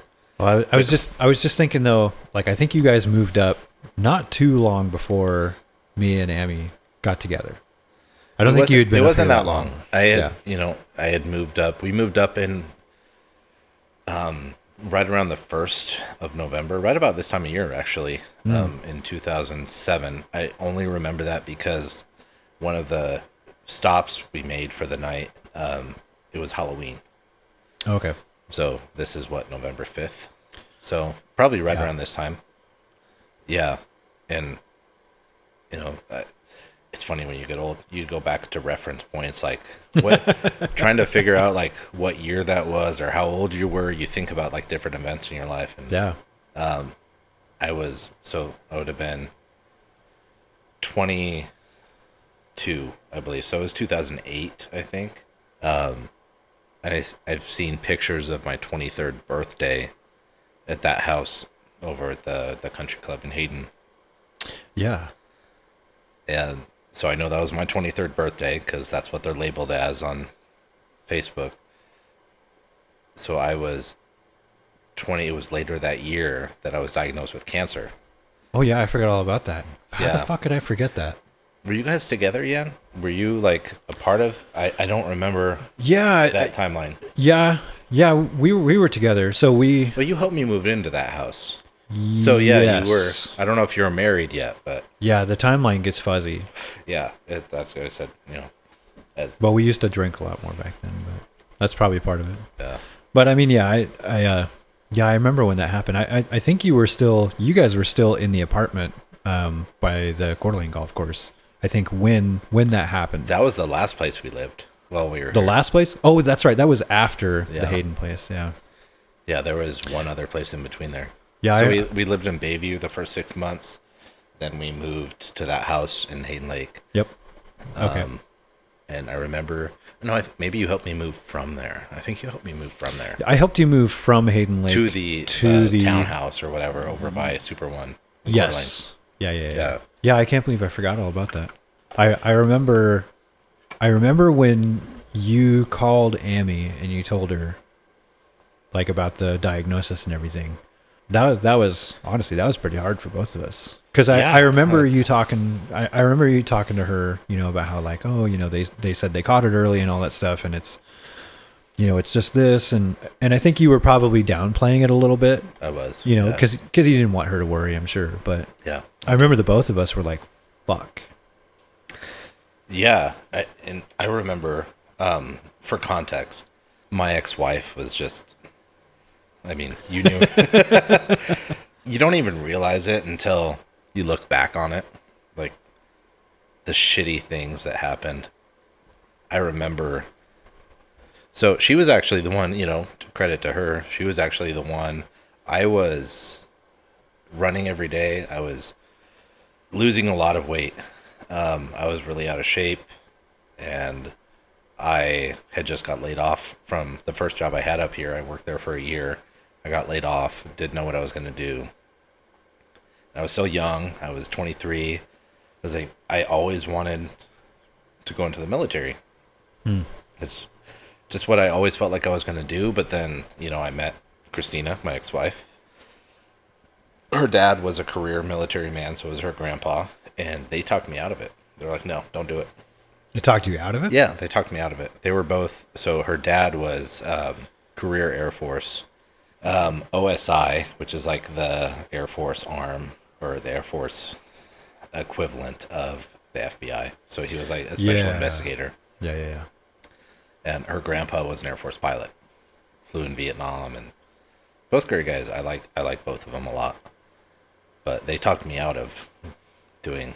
I was gonna do career military. That's what I wanted to do. But I was out of shape, and I was fat and out of shape, and so I was exercising every day. I think at my heaviest I was 240 pounds, which is what I am now, but I have a lot more muscle now. I'm still out of shape now. I haven't worked out in way too long, but I know we were talking once. I think I was talking to you about going to the gym together.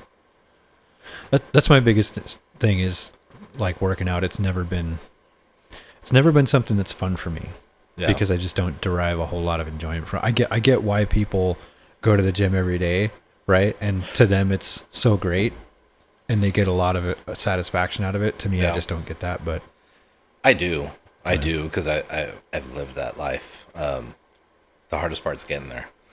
Like once you actually like get through a hard workout, like the endorphins are awesome. Yeah. I mean, but anyway, I had lost a lot of weight. I think I was down. So I was looking to go in, and I had talked to my friend from here actually that I had met. Christina had worked with this gal at Target.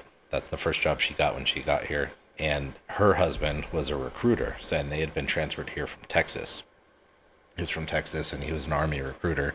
I've been talking to him, and there was a height and weight chart that you had to follow. You got to be this tall. I want to say, like for my height, I think it was 196 pounds I had to be, and I was like 240 at my heaviest. So I had a lot of work to do, and I did it. I was like at so 196 was the max that you could be. Yeah. I was almost there. I was like super close. I lost a bunch of weight, and Christina had noticed, like, as I lost this weight, a little lump in my throat. She was like, "You have like this weird bump on your neck," and I just kind of blew it off. I was like, "No, what are you talking about? No, I don't." And she was like, "Yeah, and like you should probably get that checked out." I hate going to the doctor, and I always have. So do I. Especially more so, after the fact of this story, because the one time I went to the doctor just to try to appease her because she kept nagging me about it, they were like, "This isn't good." Like, okay. They're like, "Well, we're gonna have to do a biopsy." The biopsy that they did, so they did this, so I'm like worried for a couple days, like, what the fuck? Like, they said it's not good. I have to do a biopsy on this thing. They the most painful experience I've ever had to this day. This huge ass fucking needle right into my throat. Oh, jeez. I mean, like,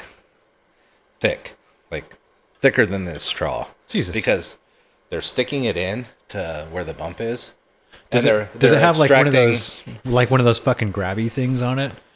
It like scrapes or something? No, I don't remember that, but it was like, they stick it in and they're extracting stuff, and they had told me like if I wanted to close my eyes or like they had a cover that they could put over my face. Yeah.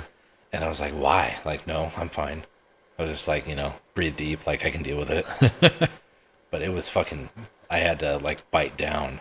And I remember like looking down as they're doing it, and they're extracting it, and it's like blood mixed like in chunks, like chunks of flesh coming out as they're pulling it out. And I'm like, what the fuck? Yeah. And that's nuts. They called me a day or two later.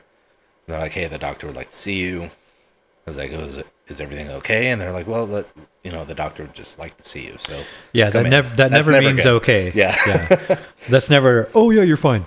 Yeah. So we have some shit that we need to tell you, and we'd rather do it in person. Yeah. So they go in there, and it was such a surreal experience. Like, it's kind of just a blur.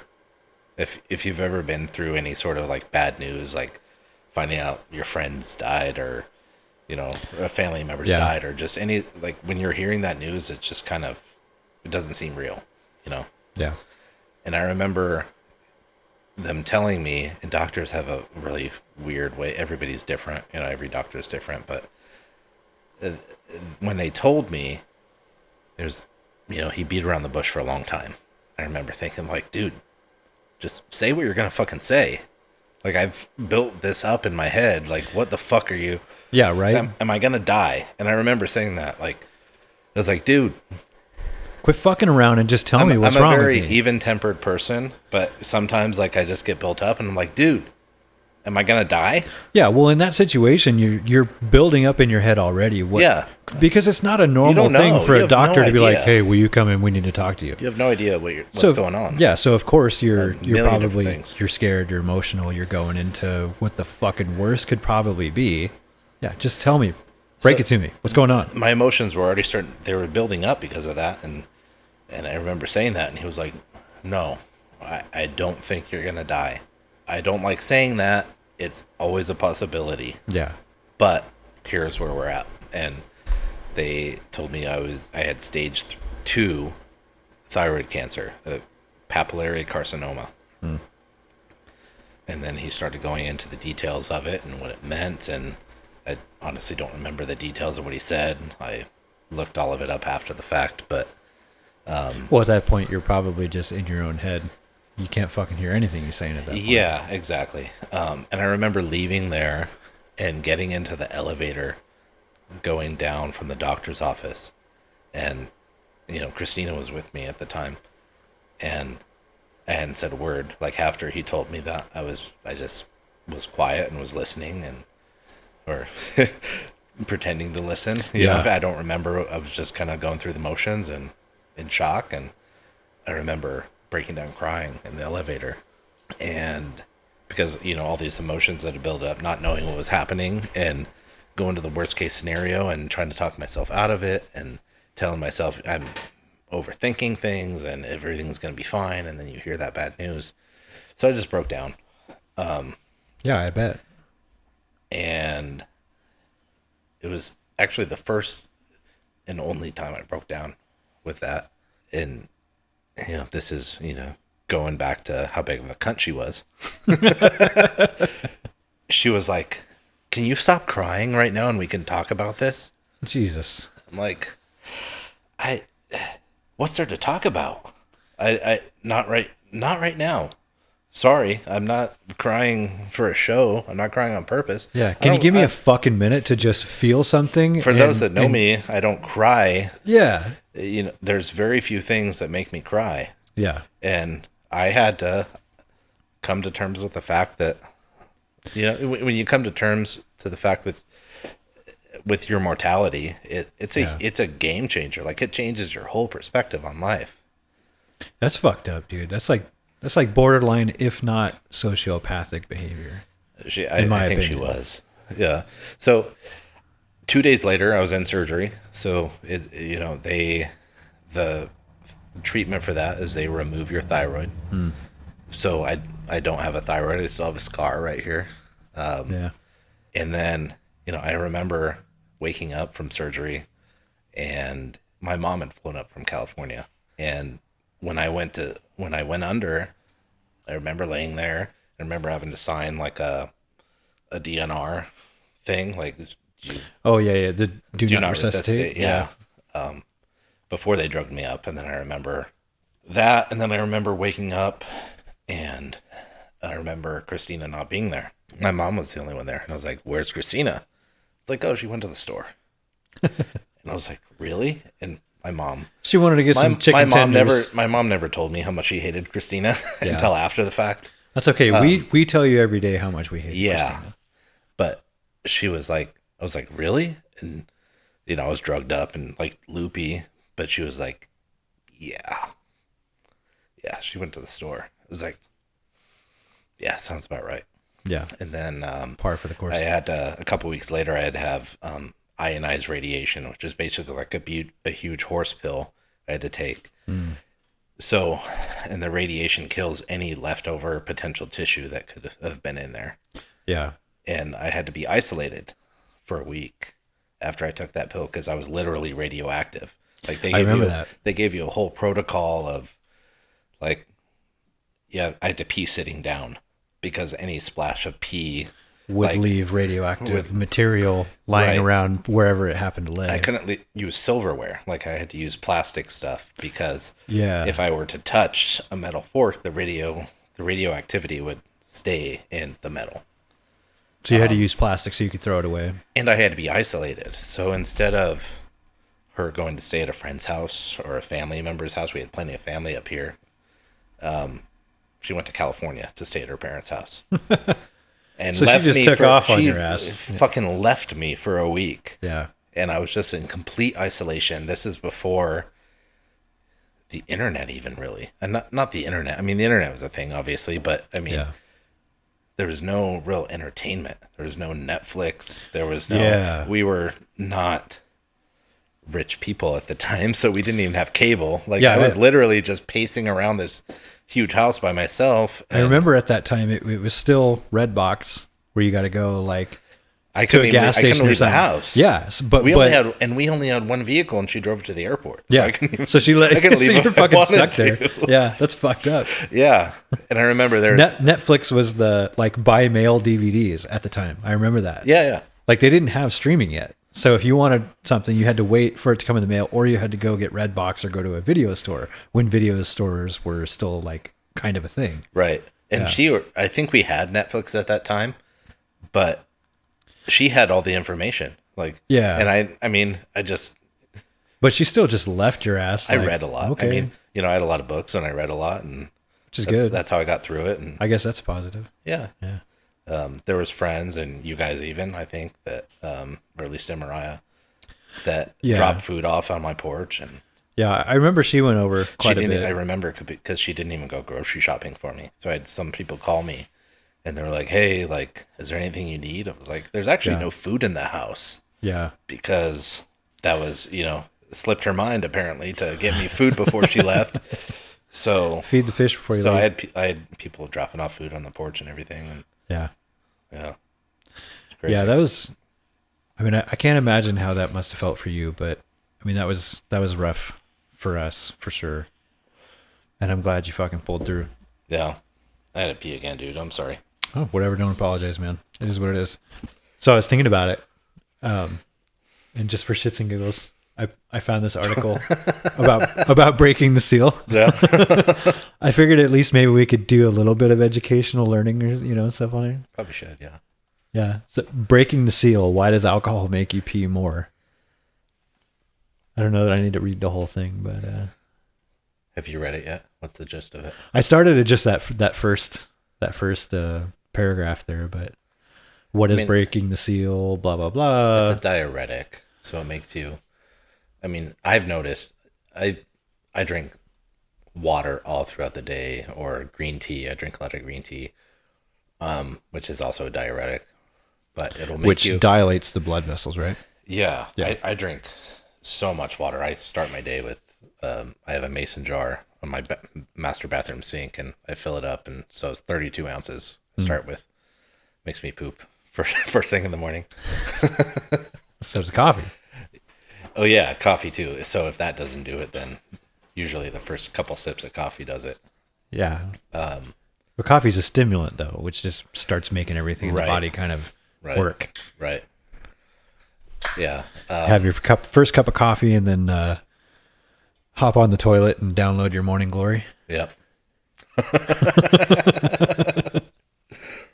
But yeah, I pee a lot. I always have. It's a hereditary thing. My grandpa it? was the same way. Visiting my dad in prison, he would have to take bathroom breaks Like while you guys are every hanging hour, out talking. every hour. Yeah. Yeah. He would. There would be vending machines in the visiting room, like all the different visiting rooms there was. We could even we could get stuff at the place Mary and I was telling you about, where it's behind glass and everything.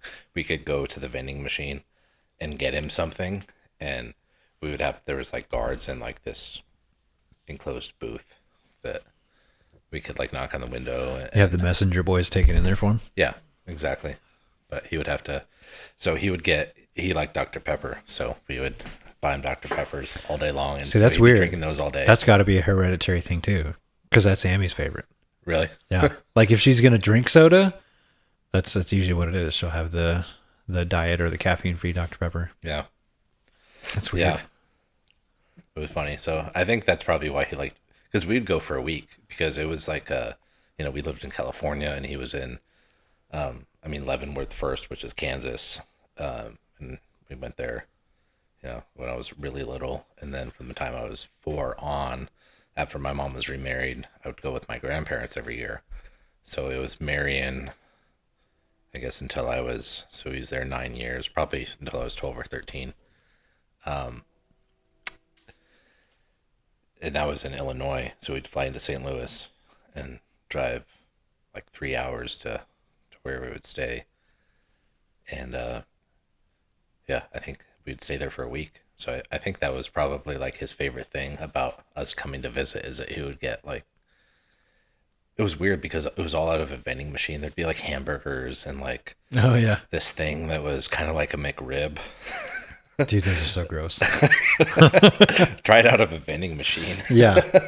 So the one thing we could take in was this like clear thing. It was like a clear little purse thing. It had to be clear because I had to be able to see. Yeah, because they have to be able to see what's in there in case you're Right. carrying a So you scalpel could or a take, fucking like, pocket knife. You could take, like, you could put your wallet in it. You could put your chapstick in it, but ours was always just full of change, like For the vending machine? Yeah, my grandparents would get like rolls of quarters before we'd go, and like it would start out as rolls of quarters, then it would end up as like loose quarters with a couple rolls. But we would spend so much fucking money at those vending machines. We would get, because he would drink Dr. Peppers all day long, and he would want, like, as soon as he was done with his McRib or whatever it was, or a hamburger or whatever, he'd be like, "Can you go get me this?" He was always sending us to the vending machines. I didn't even know they had that shit. I've only ever visited somebody in jail once, and that was county, so that's not even the same thing. But. Yeah.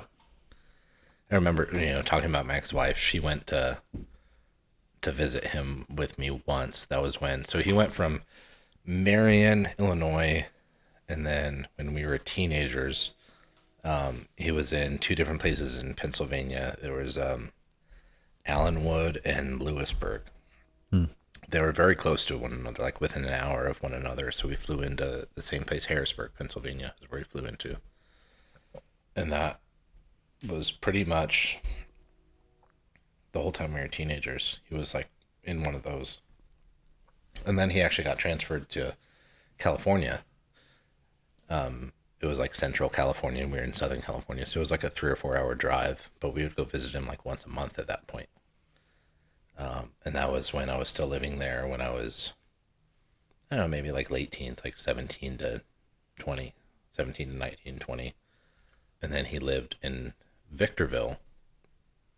He was transferred. Yeah. He was transferred to Victorville. He bought a new place, and he got some acreage, and right. In the prison. So that was only like 45 minutes from us, like same valley, same county, I think. Maybe it was San Bernardino County. I don't know, but it was really close. So we would go quite often to go see him, and that was when I was dating Christina, and I remember taking her there at least once that I remember. And there's a whole process you have to go through. Like you have to like do a background check. They have to make sure that you're not another criminal coming to see another criminal. So you have to get on like the approved visitors list, and she went with me one time, and I don't remember why, but I was like excited to. I remember when because I was you dating probably her, felt for once that maybe she was actually interested in something. Does that make sense?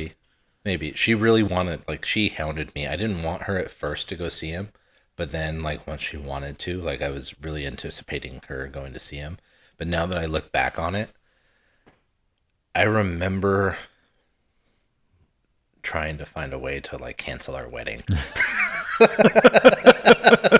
I remember thinking, God, I made a fucking mistake. And I remember thinking, like, maybe he'll scare her off. And yet you went through with it. We were probably engaged at that point.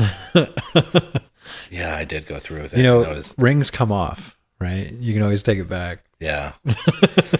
Well, I've been married to Casey now 5.5 years. Yeah. Been together like a year before that.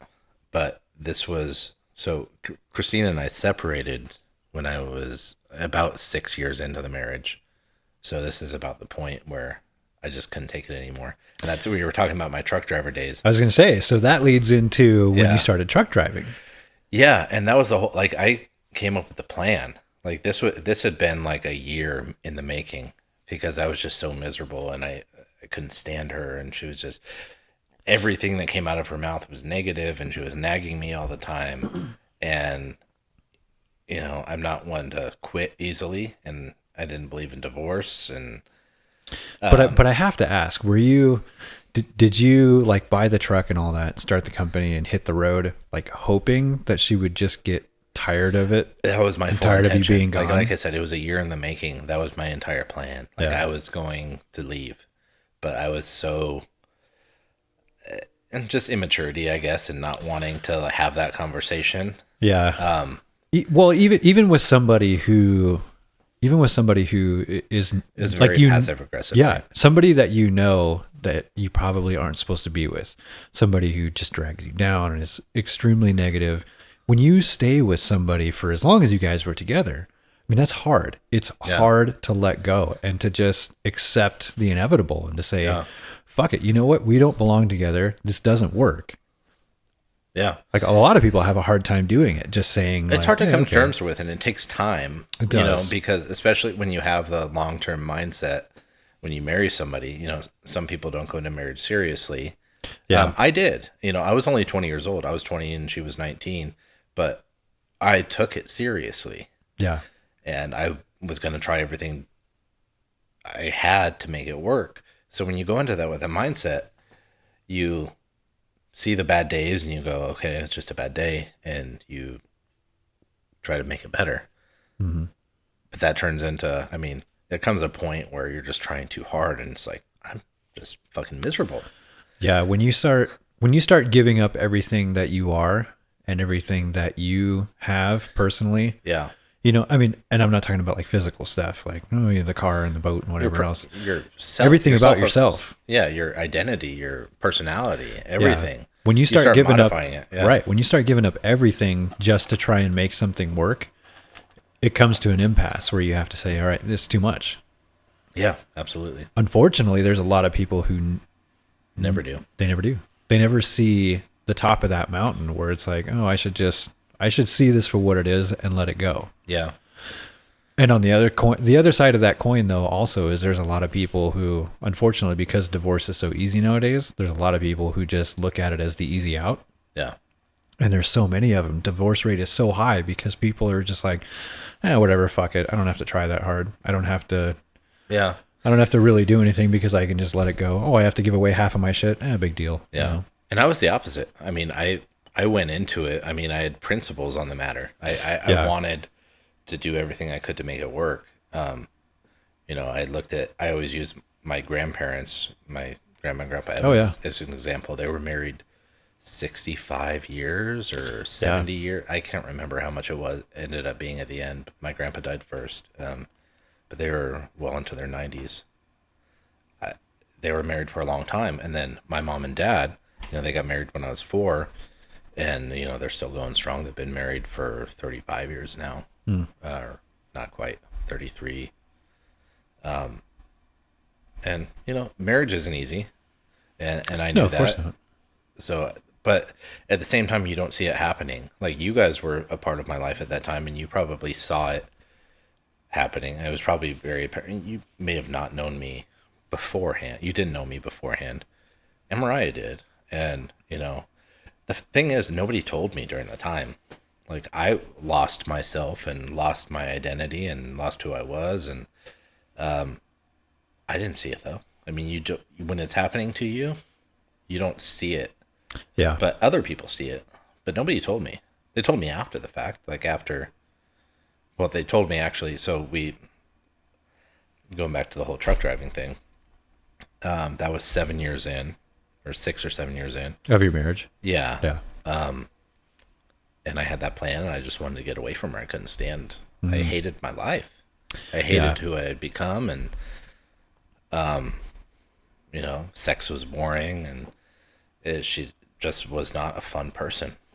Yeah. And so I was like, I'm gonna go be single. So this is my plan. I think it'd be fun to be a truck driver. So I went through the whole process, and instead of going to work for somebody else, I was a serial entrepreneur growing up. Yeah. So I was like, I don't really want to work for somebody else. Like everybody says that that's the way to do it, is to work for somebody else to learn the business. But I just learned it on my own. I bought my own.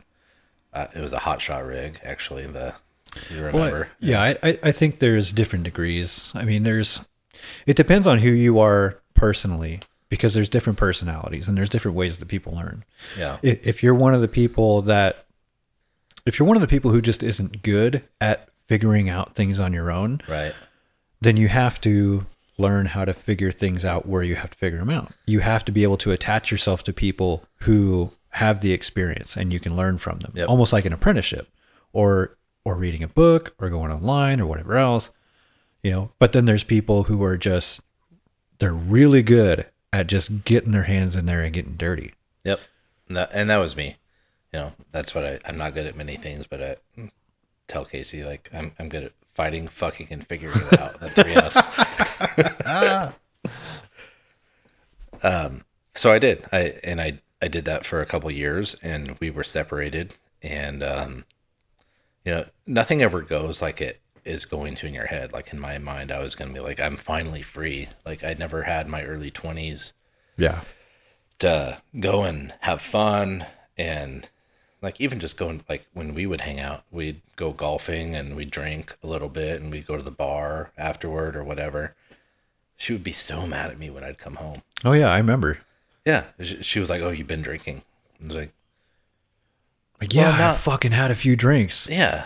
Remember that deal? I need to forget about you for an remember that deal hour. at Ponderosa? It was like you would get like 3 domestic beers for Yeah, $3. yeah. So that's what we would do. We'd just go golfing and God, that's fun. $3 for 3 beers. Hell yeah. And I was a lightweight back in those days, and 3 beers, like I'd be feeling good by the end of the 9 holes. And then, sometimes we'd hang out at the I'm golf usually course feeling bar. good by the end of 9 holes. Yeah. Aren't we all? So yeah, I mean, I would never. There was the one time I avoided a DUI where I was actually drunk.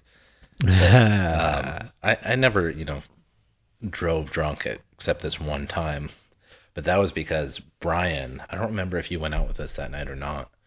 I remember you golfed with us, but Brian, my cousin Brian, Yeah. would always go to the Iron Horse and still does to this day. Iron Horse is a bar in downtown. And so we went golfing, did that, and he was like, "Hey, let's go to the Iron Horse." I think it was a Friday night. Christina was working for the Idaho State Police as a dispatcher at the time, and her shift was 4 p.m. to 2 a.m. And I remember being at the Iron Horse at midnight going, and we had one vehicle. So I had to go pick her up. So I dropped her off, gone straight to the golf course, did our thing. I think we actually did 2 rounds that day. Yeah, I think so. I remember So one it was one night. summertime. I remember one night giving Brian and his wife a ride home from the Iron Horse to the house, and they were pretty drunk and rowdy. But I don't know if it was the Yeah, same night. yeah, that was most nights. Yeah, for that. right. But yeah, I remember like Brian. They were early birds, so they were, to this day they still are. They left at like 10 o'clock, and I stayed there. Like I had made some friends, and we were hanging out. And I remember it being midnight. Like, I have 2 hours to sober up. I have to go get her from work. So I started drinking water, and then like the people that I was hanging out with had left.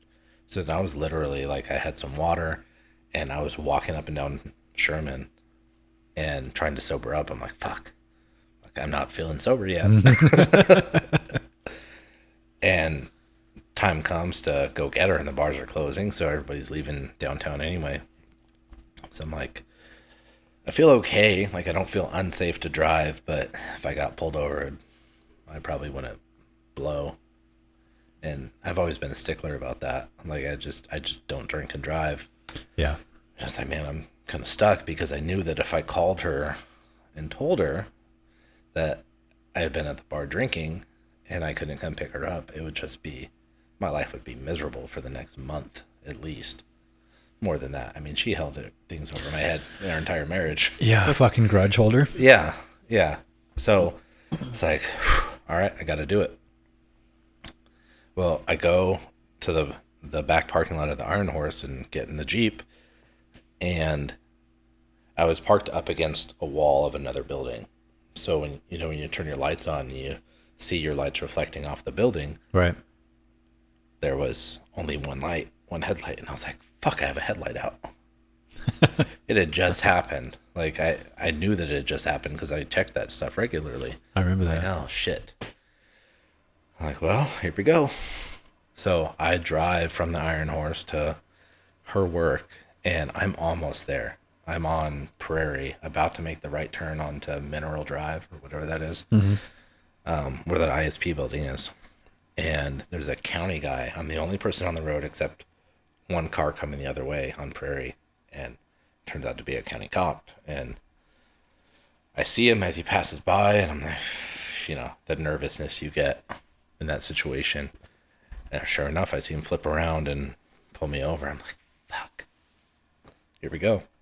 Like, God, the one time. Time. I've literally never driven drunk my entire life, and the one time I do it, I'm going to get caught. Yeah.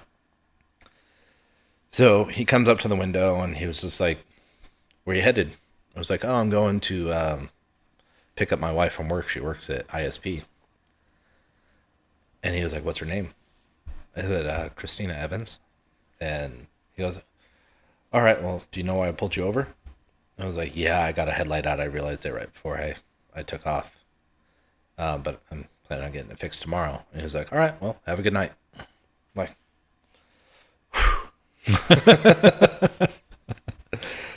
Crisis averted. Yeah. So now I don't even mess around. Like, I mean, I didn't before that, but even more so now. Like, I just don't. Yeah. That's why we live a 0.9 miles from the bar we go to. And yeah. we don't mess around. It's so easy to just Uber anymore, or to call a cab or whatever. Totally. You can fucking pull up your phone, look at Google, and just say, hey Google, find me a taxi. Yep. There's really no reason to drink and drive anymore. I remember the one time I ever really drank and drove. Mm-hmm. Enough to the point where I knew I should not have been on the road. Like, because I'm waking up in the morning and I have no fucking idea how I got home, why I'm waking up in my own bed, like that kind of deal. Yeah.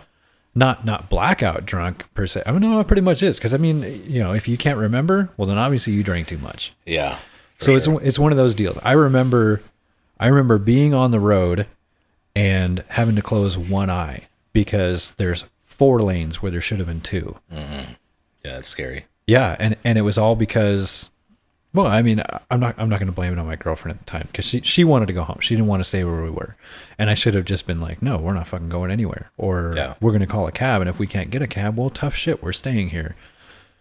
We were at my friend's house and we were drinking. That comes with maturity. Just as you get older, you exactly. learn to set those boundaries, and they're hard boundaries and stick to them. That won't be broken. Right. Yeah. And it was one of those times where I didn't stick to that boundary, and I was like, all right, fine, let's go home, and I fucking drove, and that scared the shit out of me. I woke up the next morning in my bed and just flashes of being on the road and not knowing where the road was, and just praying that the one lane that I'm in that I can see is the one I'm supposed to be in. That's scary. Yeah. And after that, I've learned, if I'm going to drink, to either just stay where I am or call a cab.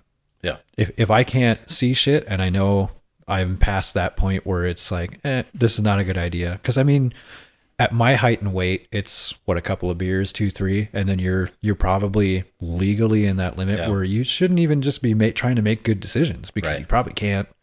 So yeah, and that's the one and only time where I've done that, and it's like, fuck, dude, never again. Yeah, never again. It's not worth it. Not only could I be sitting in prison, but I mean, I could have fucking killed somebody. Yeah, and that's I try not to have pride about the fact. I know so many people with DUIs. I know many people with multiple DUIs, right. And never had a DUI. But at the same time, like, you just never know. Like, nobody's above it. I have those principles, but I drink way too much at this point in my life, and you never know Yeah. what could happen. I mean, Kate, the fact that I have an accountability partner, even though if we both go out to the bar and get hammered, we both know that I'm not driving, and she won't, even if she's as drunk as she could possibly be, she's not going to let me drive. So, but who knows? Nobody's above it. It could still happen. I hope not. Like, I hate, I always think about, what if I killed somebody? Yeah. I have kids now, Right. What if somebody killed my kid drunk driving? I would want to kill that motherfucker. Yeah. I don't want to be that piece of shit that does that. Yeah. And that's why I take it so seriously. And that's why, there's some people that are my friends that will do that, and I'll hear about it, but they won't do it in front of me because I will stop it. Like, Right. I have no problem confronting that situation and stopping them taking their keys. Yeah, we have a friend that tends to not want to stay put when he has a few too many, and it's hard to keep him in place. And if you're not careful, then he'll grab the keys and leave in the middle of the night, even though he shouldn't. Yeah. I don't want to say his name, but Yeah, we had a friend who who lived with us for a while that did that sort of thing. yeah. A lot, and we would take his keys, and that was the only thing. Like, take his keys and hide them in our room while we're sleeping, so we know he didn't leave in the middle of the night. Yeah. Yeah, it's sad. Even though, like I said, we live less than a mile from the bar that we go to. I, as drunk as I could be, it's a 25-mile-an-hour residential street all the way to our house. I could probably never be drunk enough to actually hit anything, but it's the principle of the matter. Yeah, but I mean, but it's also getting pulled over. yeah, but the road you're talking about, all the houses, it's such a tiny road. Like, the fences are right narrow on the road, pretty much. So, I mean, all you got to do is just tweak a little bit one way, like 2 feet, and you're plowing through somebody's fence and into their front yard. And there's a lot of deer, so I mean, I could hit a deer. Yeah. Or I could react improperly to a deer jumping out in front of me, and there's a million things that could happen. Yeah, it's just not a good idea. It's not. So we have a friend. I won't go into too much detail, like, for anonymity's sake, but we have a friend who just got out of prison for her third DUI. And oh yeah, I think I know who you're talking and they about. were all from that same bar, and they lived right in our neighborhood. I mean, the same thing, but they post outside of that bar and pull people over all the time. Yep. Well, Amarai got pulled over. Yeah. Yeah, she got pulled over. Yep. Yeah, they sit She out got there. lucky that night too. Yeah, Probably. they just sit out there and they wait because they know at 1, 2 in the morning, people that are pulling out of there probably had way too much. Yep. And I mean, that's not to disparage any of the bartenders. Like, I can't imagine being a bartender and trying to gauge everybody that you're serving drinks to, because you're so fucking busy. And usually bars anymore are just understaffed. So you're running around like a chicken with your head cut off, trying to satisfy all these customers. Yep. And also trying to make sure that you're not over serving people. And it's a weird, like, double-edged sword. I'm glad that they've kind of cracked down, and they're trying to put a lot of that responsibility on bartenders to say, hey, pay attention to who you're giving booze to. But at the same time, like, that's fucking hard. I couldn't imagine doing it. So, I mean, if you're going to be a bartender, you better be prepared to take on that responsibility. Especially in a busy bar where you're just right. Like, you might not even know you don't even look at their face while you're pouring drinks because you're just because you're pouring drinks for everybody. Yeah, there's so many faces that you're staring at. Yeah, the bar we go to, it's not like that usually. Like, they know, everybody knows. Yeah, there's a lot of regulars. Yeah, and you get to know your regulars, and you get to know, like, what their limits are and how much they can handle. When you've given Billy Joe Jim Bob 6 shots of whiskey and 3 beers, you're like, okay, that's Billy Joe Jim Bob's limit for the next hour. I should give him a water next time he asks for a beer, and then I'll give him, something. And If you're going to keep serving them. like I said, we drink way too much, and we're at that bar way too much now. So I have a fairly high tolerance at this point, which is why they fuck me up when I go in there. They think that I have, because I keep it together, I'm not an asshole to anybody, and I keep to myself and just have a good time and a smile on my face. But they're always making you the girl drinks, the Cosmos that have twice the amount of liquor that they would give anybody else. Yeah. Which is still weird to I'll me. drink vodka Red Bulls or vodka soda, and fill them to the brim with vodka. And then a splash of soda. Yeah. Dude, last night was bad. That was the drunkest I've been in a long time. I thought it was a Boilermaker. I've never drank stuff like that, but sometimes, like, James was there, so James is always like egging stuff on. Yeah. We egg each other I on. need to get him on here. He would be great. Yeah. He's got a lot of fucking stories. That guy. Yeah. He's been around the world back. Anyway, Sarah, go ahead. No, last night there was another Marine in there, and they were exchanging stories, and it was cool to listen to. Another he's got Marine. some Was good James in the Marines? Yeah, James is a Marine. I didn't know that. Yeah. Huh. Yeah. Yeah, I didn't know he was in the service at all. Yeah, he's a Marine. Which makes sense. Now that I think about his demeanor. Yeah. Yeah. He's a cool guy. That guy, he's ended up being like my best friend. Like, that guy's like, he's a genuinely good person. He is. He's a good dude. Yeah. Yeah. I like him a lot. So do I. Yeah, he seems very level-headed and just one of those guys that can get along with anybody. Right. He lives right down the street from me. He lives even closer. He can walk to the bar in like a minute and a half, but we never make plans like, hey, you going to Razzles? But every once in a while, he'll text me when he's there and be like, hey, you coming? Yeah, I remember his house is so close. Yeah, it's like right there. But we routinely give him a ride home in our cab because we take a cab home. Well, it's on the way. Why not? Yeah, there was one time, and the reason why, well, last night his daughter was there. His daughter just recently moved here, and she was there. She doesn't drink. She left fairly early, and she was like, promise me that you'll get my dad home safe. I was like, yeah, absolutely, I always do. Because one time, it was during the middle of winter, snow on the ground, and he walked home. That's what he would do before, like, him and I became good friends. And he probably still does when I'm not there, but he ended up sleeping in a ditch in the snow on the way home. It's probably 200 yards from his house, the bar. And he told me about it after the fact, and I was like, dude, if I'm ever here, like, you're not walking home. And he'll try to sometimes, but we don't let it happen. But yeah, anyway, so we got way off track of what I was talking about with the people I grew up with. Darren. So to recap, Darren died in a car accident because he ended up having a seizure behind the wheel. Well, Darren ended up being a very good fighter, and he had turned 18, and his dad was a Marine, so he was planning on going into the Marine Corps, and he was, I don't know, a month or two out from, he had a date, like, where he was going, and he died before that. But I had gone and visited him, I don't know, maybe a couple months before that, and he was telling me these crazy stories. I was sitting in the house that he grew up in, on the street I grew up in, and it was just him and I in the house. Everyone else is gone, and we were just bullshitting for hours.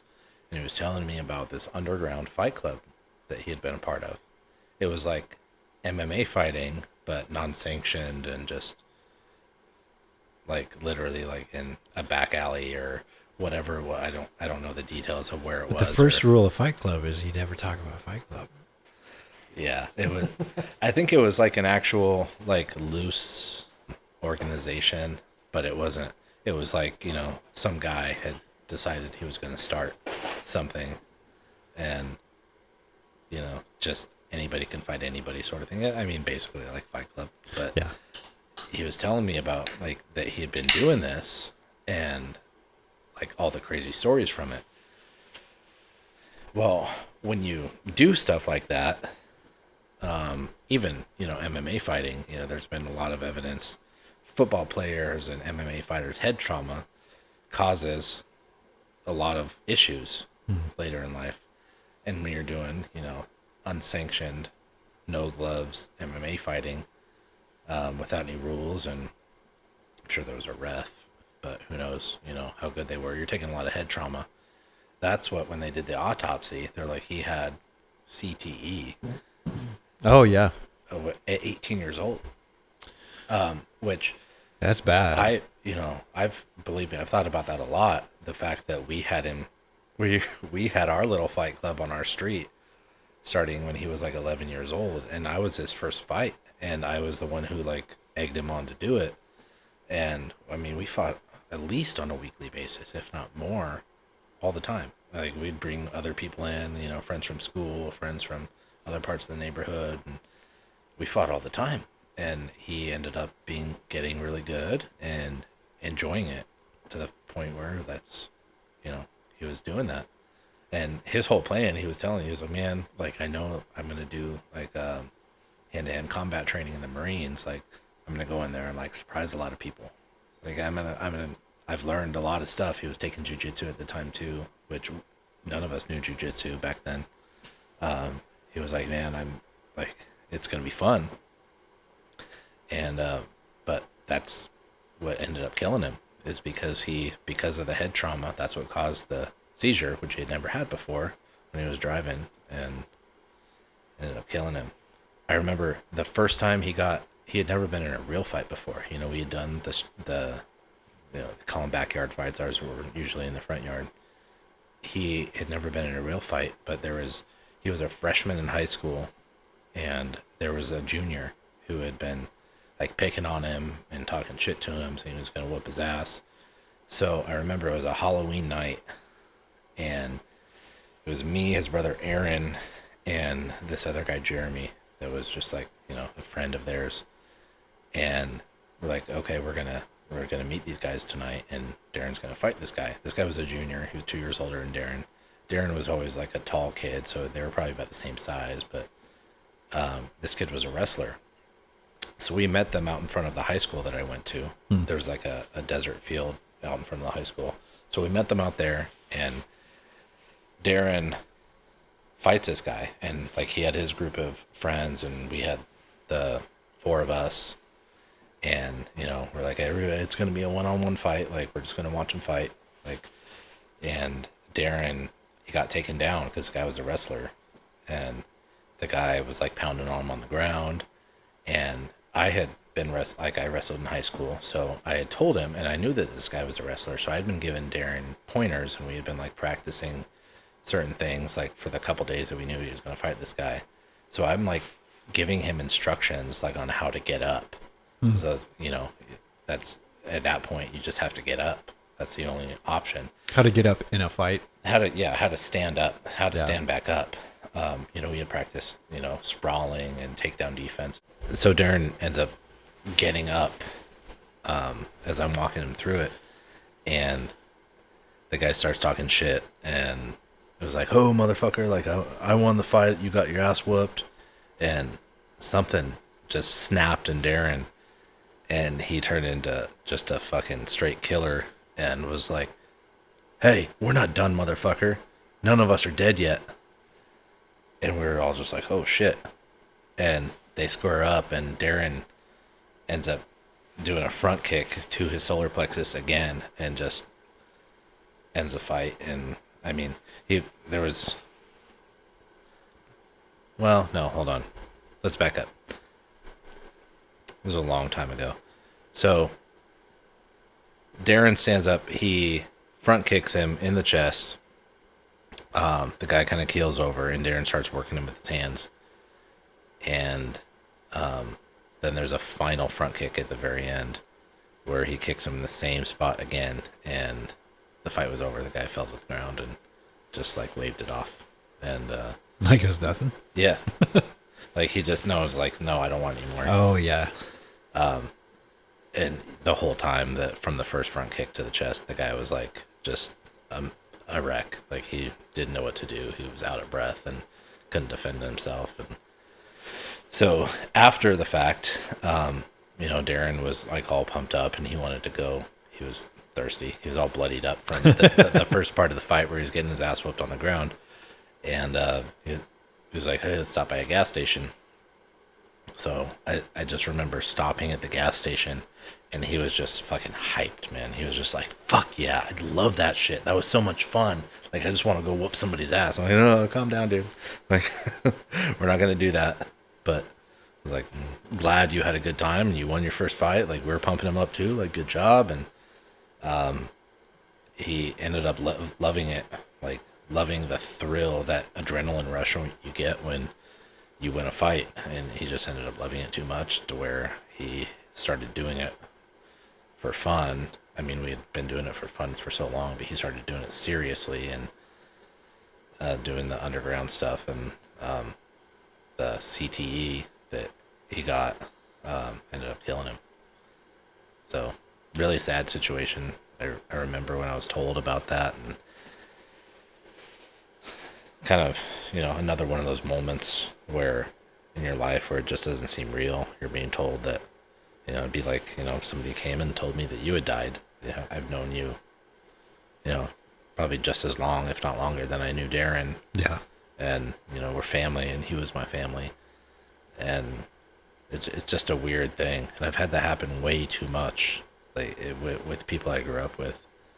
That it's something you expect later in life to watch people start to die off. But to have 4 out of 5 of your friends, your best friends, your closest friends that you grew up with, die so early, like it's a weird thing. And you start to become kind of numb to it too, which is something that I still deal with. Like death, you kind of learn to just I don't know the right words for it, but you deal with it, but you just become kind of numb to it, like Yeah, I imagine when it happens so often that it does become one of those things where you just have to learn to brush it off a little bit. Yeah. You kind of get hard. Yeah. You get hard to it. Yeah, that's probably the best way to put it. Like, and there's certain things that I probably should cry about. And going back to the story when I found out I had cancer, that was, it was a significant moment for me. And the way that my ex-wife reacted to it was very hurtful because I don't think she'd ever seen me cry up to that point. I mean, we had been married, I guess only a few years at that point, but she'd probably never seen me cry. I just didn't cry about much. And the fact that I just broke down in public in an elevator, and she just reacted very negatively to it. Which is so weird to me. It's Yeah. so weird to me. I mean, it's not... I mean, it's perfectly fine for guys to cry. Totally. To me, though, I look at it as, what's the purpose, though? Like, I don't cry very often either, but when I do, damn sure there's a reason. Because I just don't, I don't look at that kind of, I don't know, emotional display or whatever as being constructive, if that makes sense. Yeah. I mean, sometimes it is. Sometimes it's good to just get it out. Yeah. If you feel the need, or if it just comes naturally and you do it. I was a very emotional child, which is weird that I am the way I am now. And it just has to be life experience that's brought me to the point where, it's actually an issue. There's like, in my life now, there's, all sorts of crazy hard things that I've gone through recently, and I can't bring myself to the point, I didn't cry at my dad's funeral. It's a weird thing to say. I felt like an asshole because there's people around me crying that barely knew him. This is my real dad. Yeah. And I'm literally trying to make myself cry, like going to like dark places in my head, like, come on, just cry. So you don't look like... I couldn't. Like, I really couldn't. I didn't cry at my grandpa's funeral, my grandma's funeral, and they were like parents to me. I did break down. I drove to my grandpa's funeral in California from Colorado, And I broke down once in the car. I was listening to his favorite song that I knew they were going to play at his funeral. Vince Gill, Go Rest High on That Mountain. Oh, yeah. It was something Great fucking song. It's a phenomenal song. And I will cry. Like, I'll listen to that song to this day. And it can make me cry just thinking about my grandpa. He requested that song to be played at his funeral. And Yeah. I cried on the way there in the car listening to that song. Somewhere in the middle of Utah, I think. And but at his funeral, as that song was being played, I was just like a stone wall. Like, I just couldn't.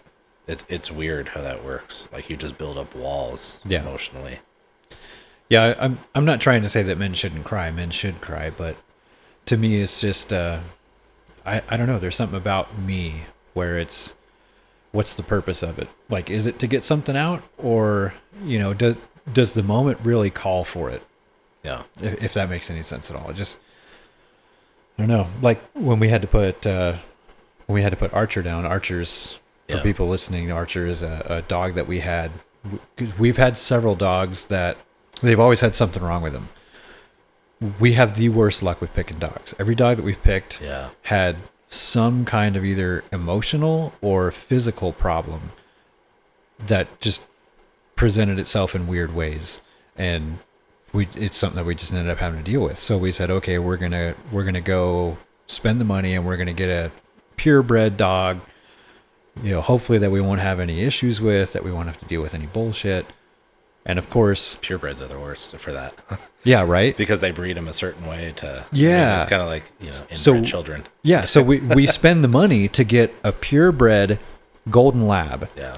And we're thinking like, oh, cool, we're not going to have any issues with this dog whatsoever. Like, he's papered, all that stuff. Well, come to find out, of course, because we didn't do our fucking research, that labs they're subject to epilepsy. It's labs and another breed. I can't remember the other breed, but it's very common for them to have epilepsy. It's like I think they said it was 1 in 8 or 1 in 10, something like that, can have signs of it, or have different varying degrees, which was fucking weird to me. But we didn't know that.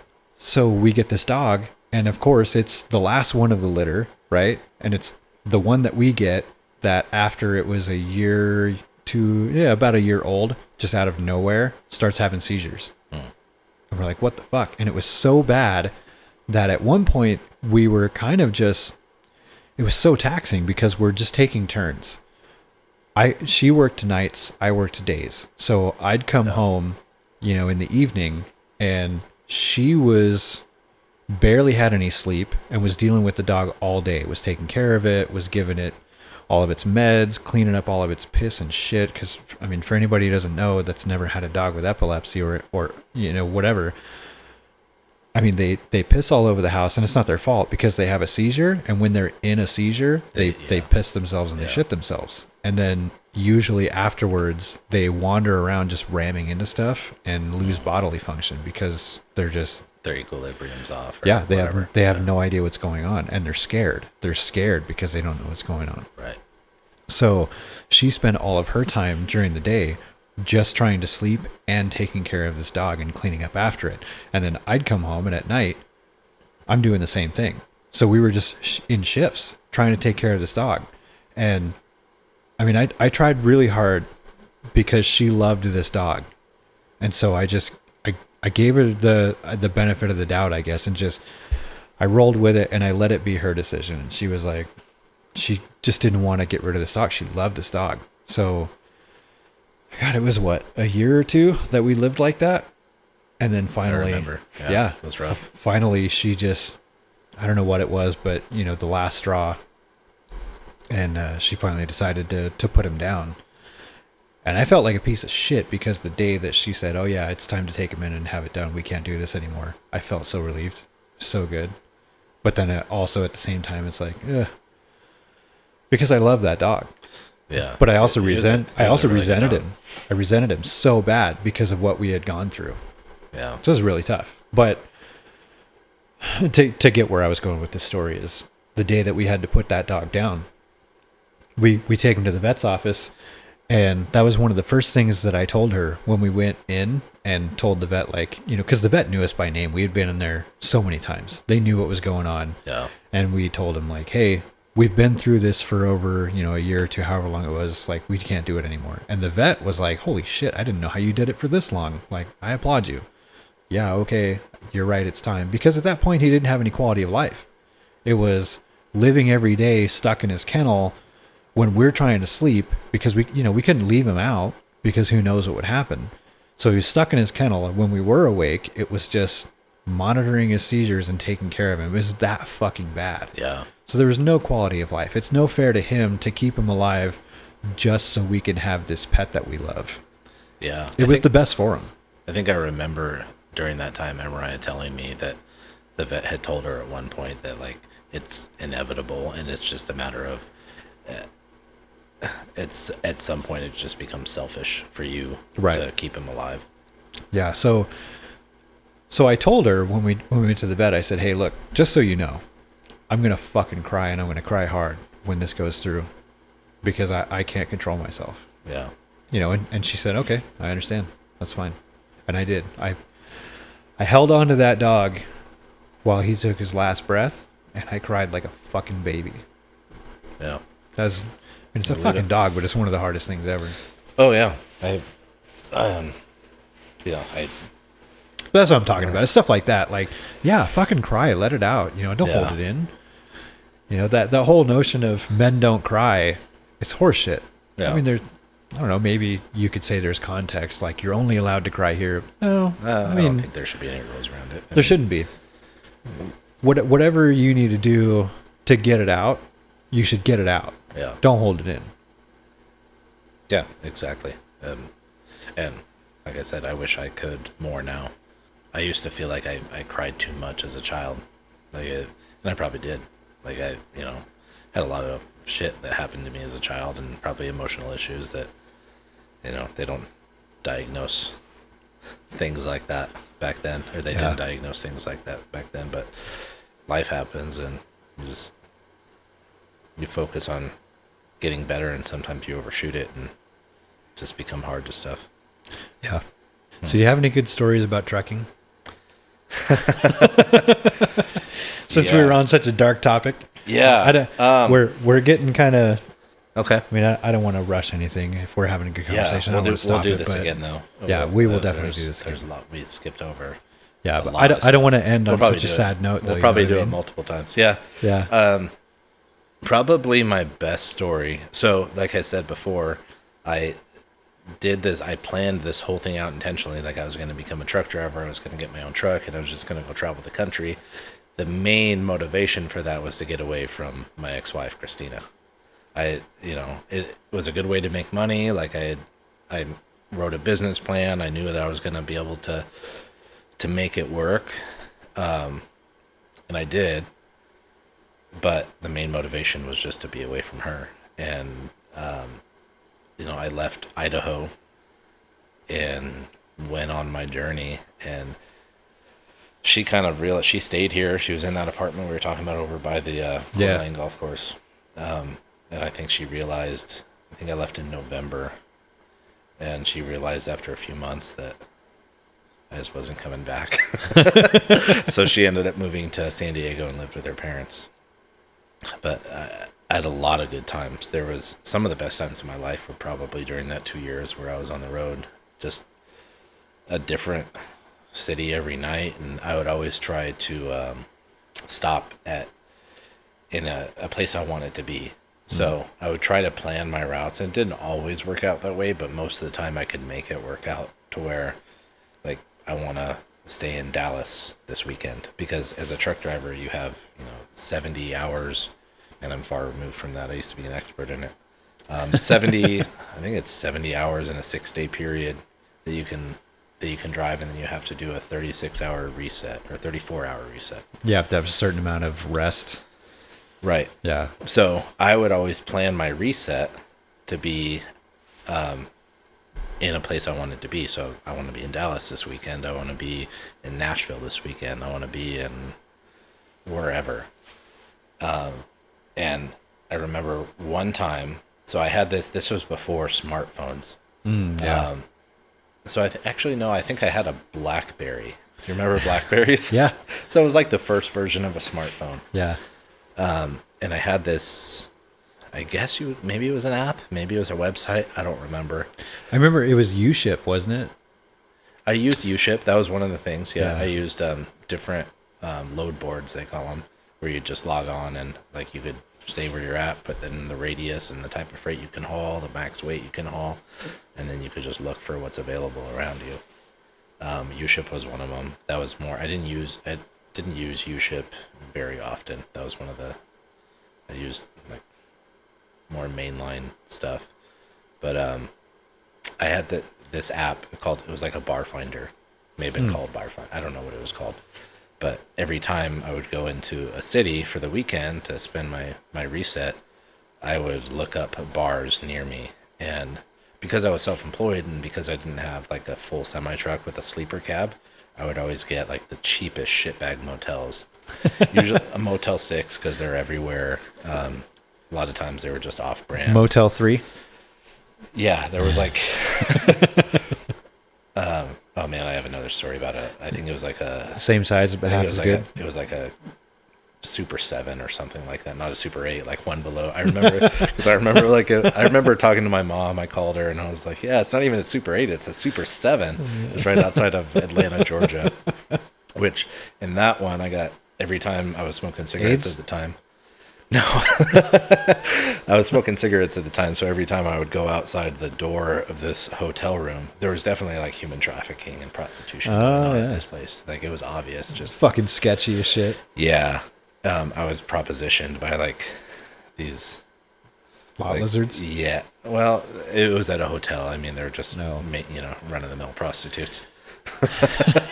Run-of-the-mill. I found like on that little stand, like the dresser stand where the TV is in the hotel room. I don't remember how I found it, but I ended up finding like a weave back behind there. like a wig? Yeah, like a wig. Yeah. A weave. Like that obviously belonged to one of these prostitutes that were... Did you stand out the door and go, hey, anybody looking for... anybody? Yeah. No. Come on, you might have got a freebie, like a reward. Yeah. But the funniest story, so I ended up in Birmingham, Alabama, staying, I believe, at a Motel 6 or something similar, and did the bar finder thing. And I was like, I had a trailer attached to my truck, so I'm not, driving anywhere. So it has to be somewhere. This is before Uber. It had to be somewhere I could walk to, or I called cabs every once in a while, but rarely.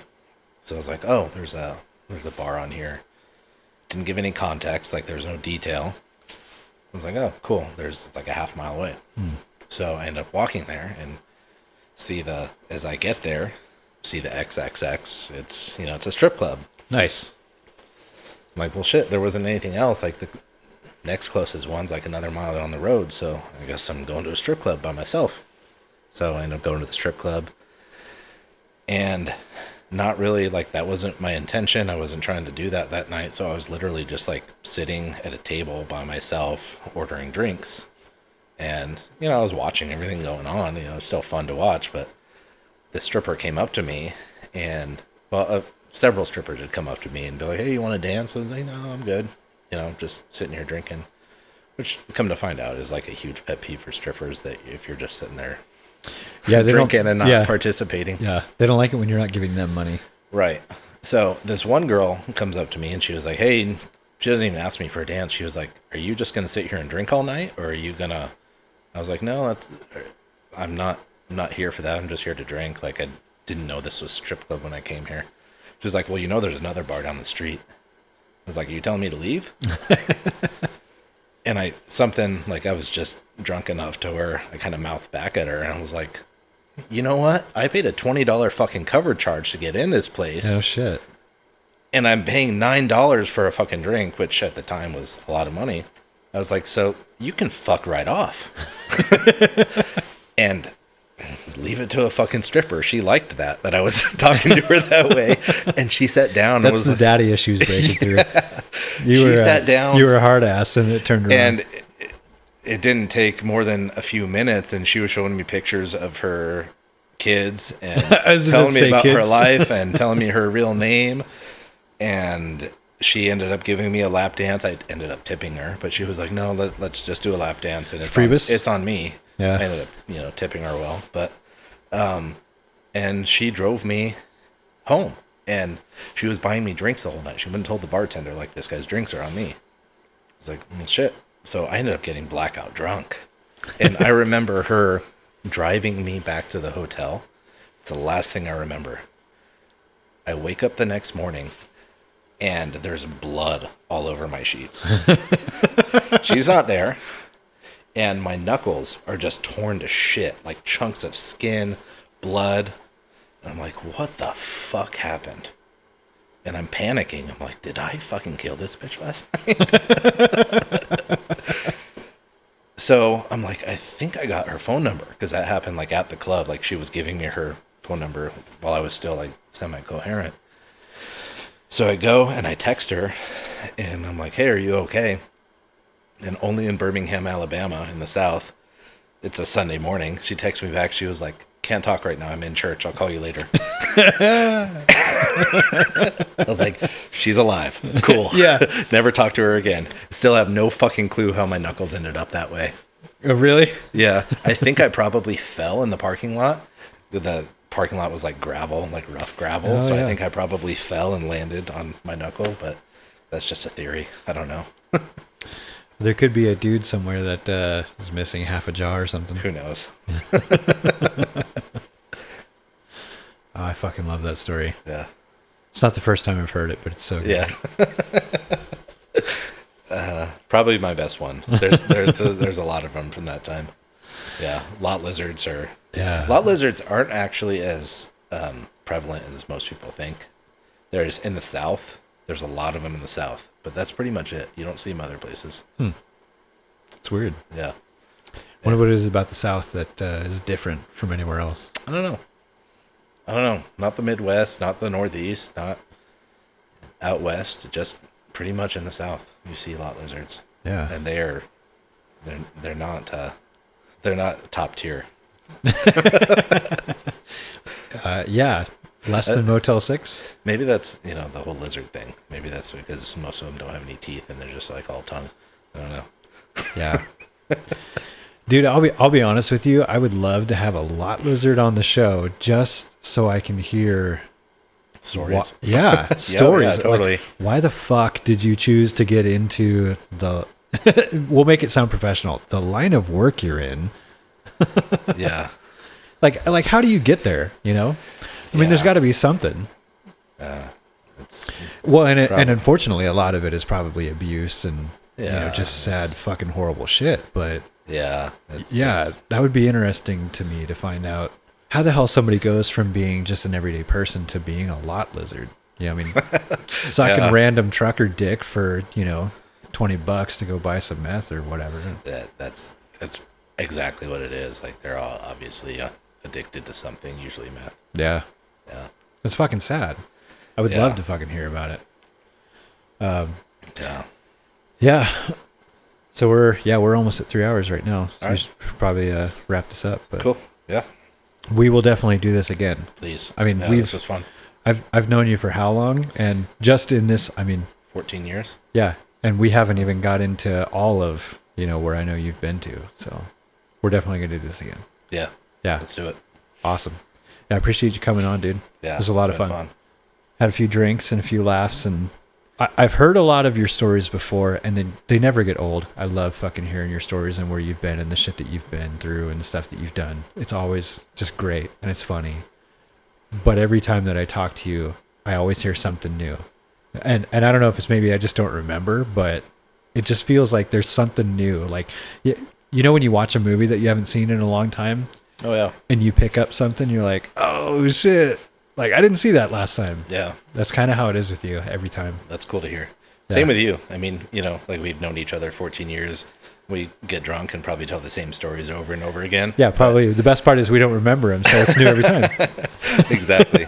But yeah, like you said, there's always something new, and it's fun. This is awesome. I'm glad you're doing this. Yeah, me too. This is a lot of fun, and I enjoy doing it. And I think that's probably the biggest part of it.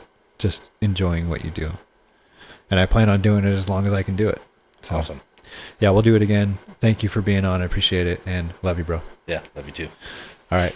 Everybody, thanks for listening, and we'll see you again sometime. Thank you. 1, 2.